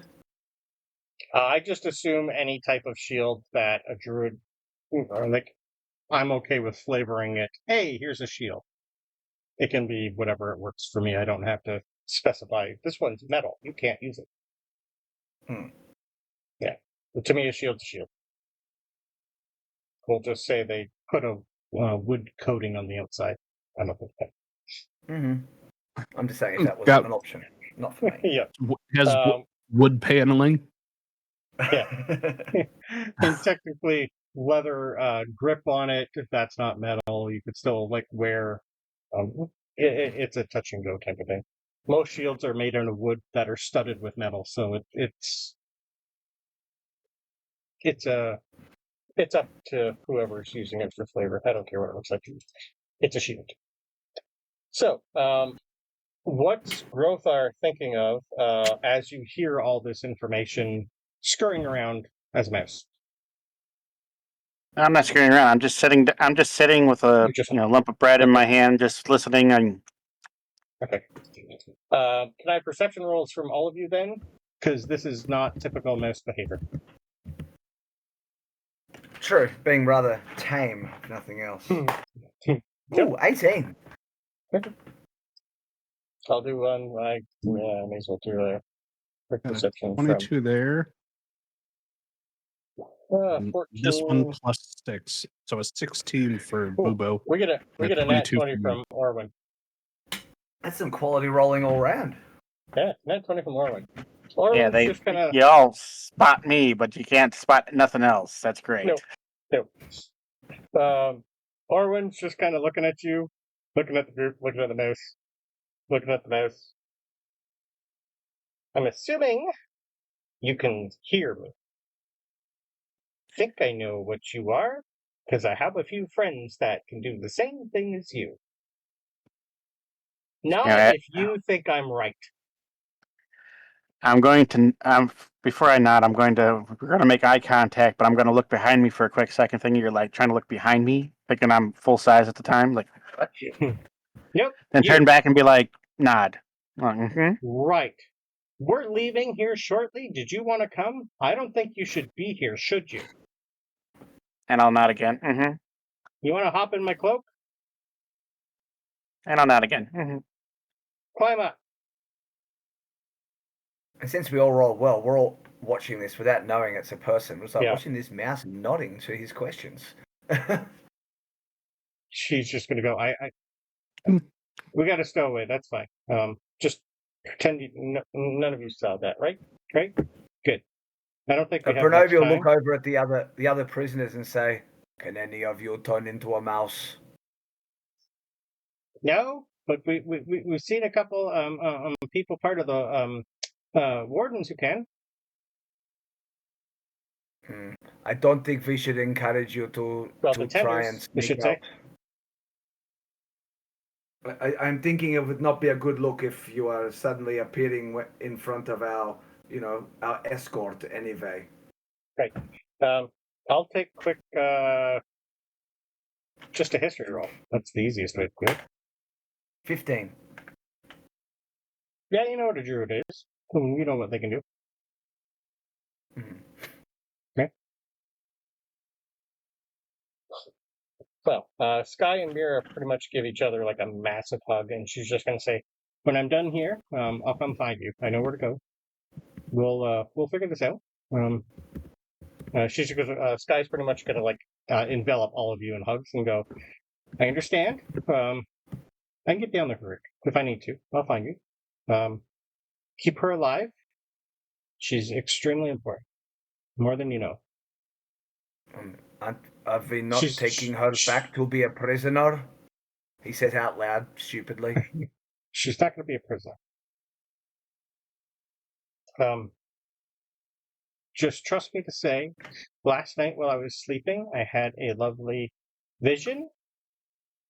One that I'm pretty sure you all have had. And what you're looking for, she knows where it is.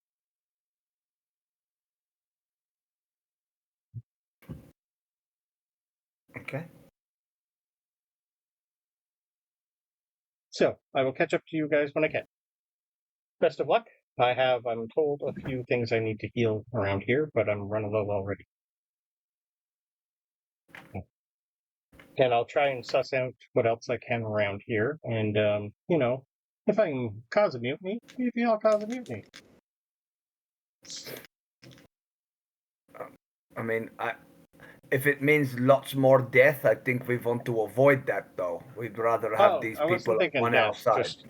Yes, that's what more I was thinking. Like, if I can get them down of the mountain and back into their homes and start building new homes, that's the key. Plus, there's lots of places around my home that most of these people could go to. There's lots of work. Just a lot of people don't like working on the water because, well, the water is, well, quite dangerous. Not everyone likes to see life, but be careful of that angry one. He probably wants you dead as much as he wants anyone. Yeah, I'll look at it.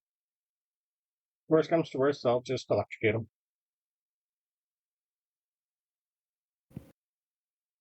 Well, good luck, everyone. Stay safe. Get word if you can. Whenever she sends her, what's the guy, whoever's going with you, maybe write me a letter, send some mail up here. That'd be great.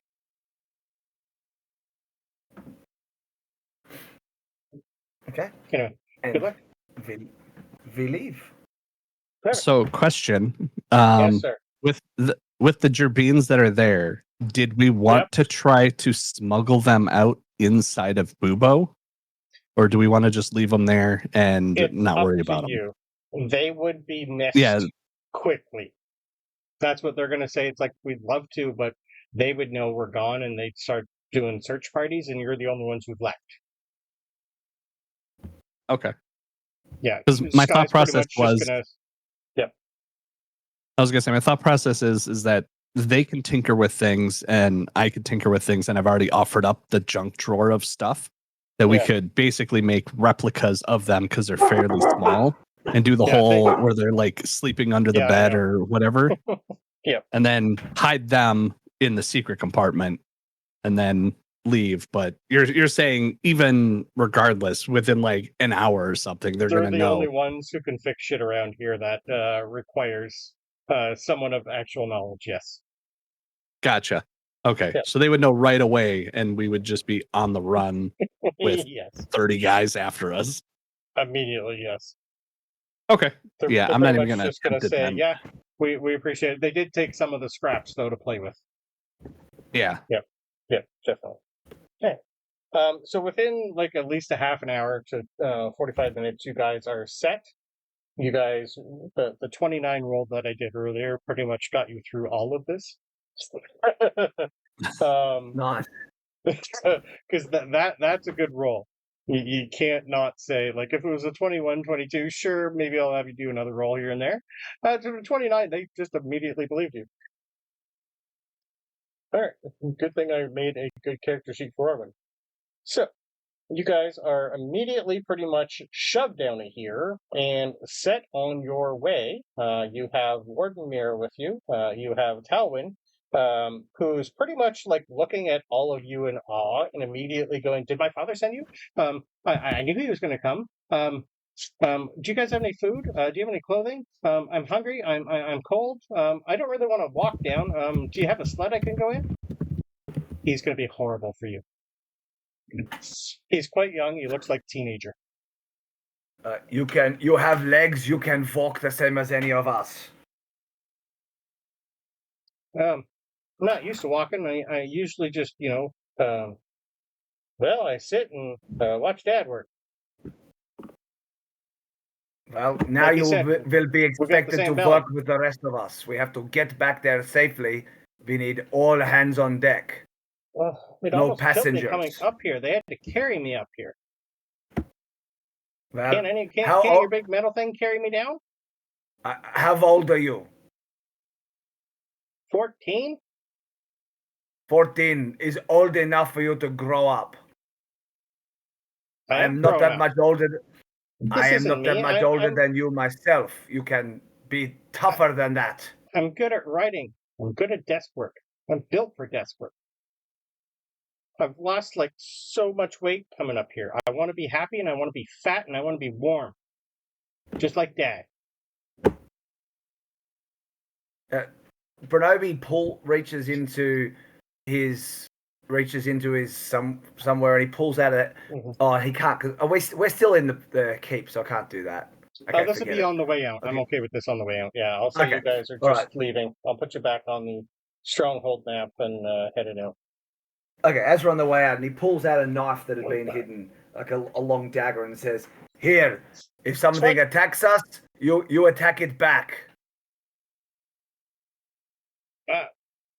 I'm good at opening mail with one of them. Well, get good at stabbing. We will get attacked. It happens a lot. Oh, I faint at the sight of blood, though.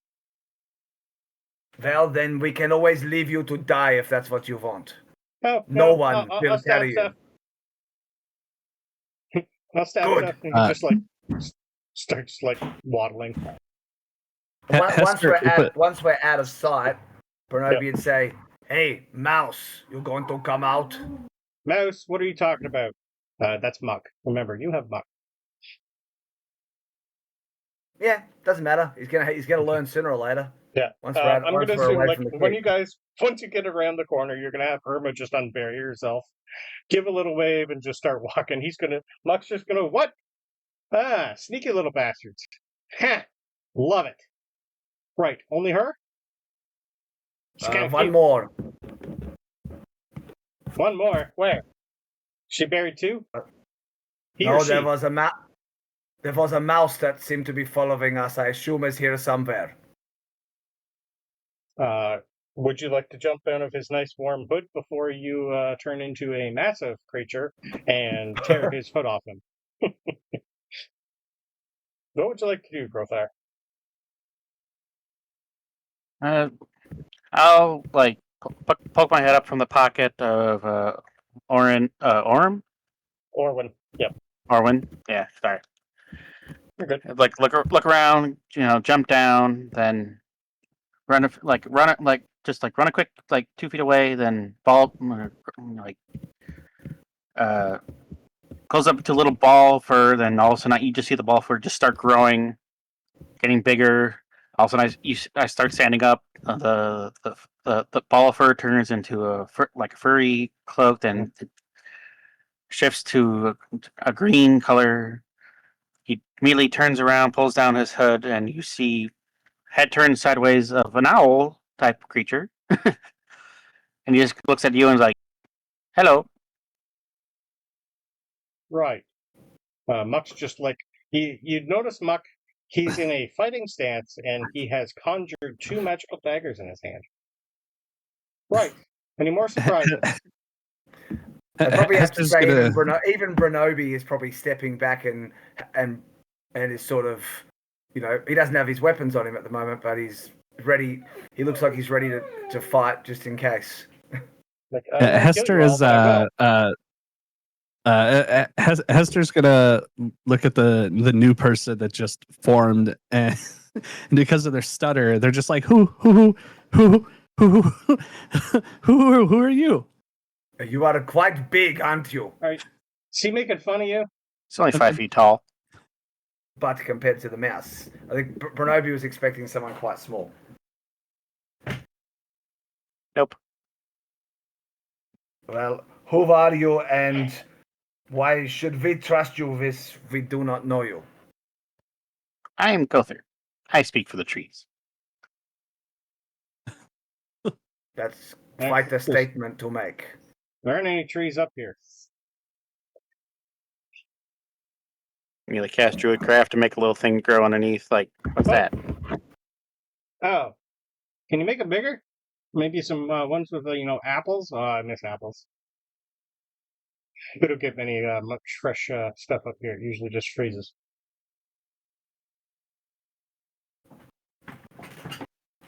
Not right now. Oh, what use are you? All right. I don't know who you are. You're in the lead.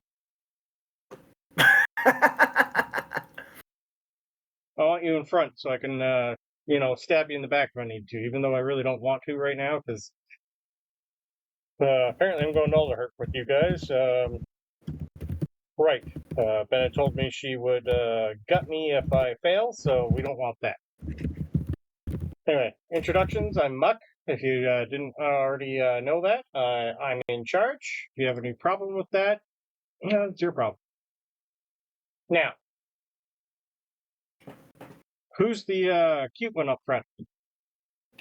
He's looking at Irma.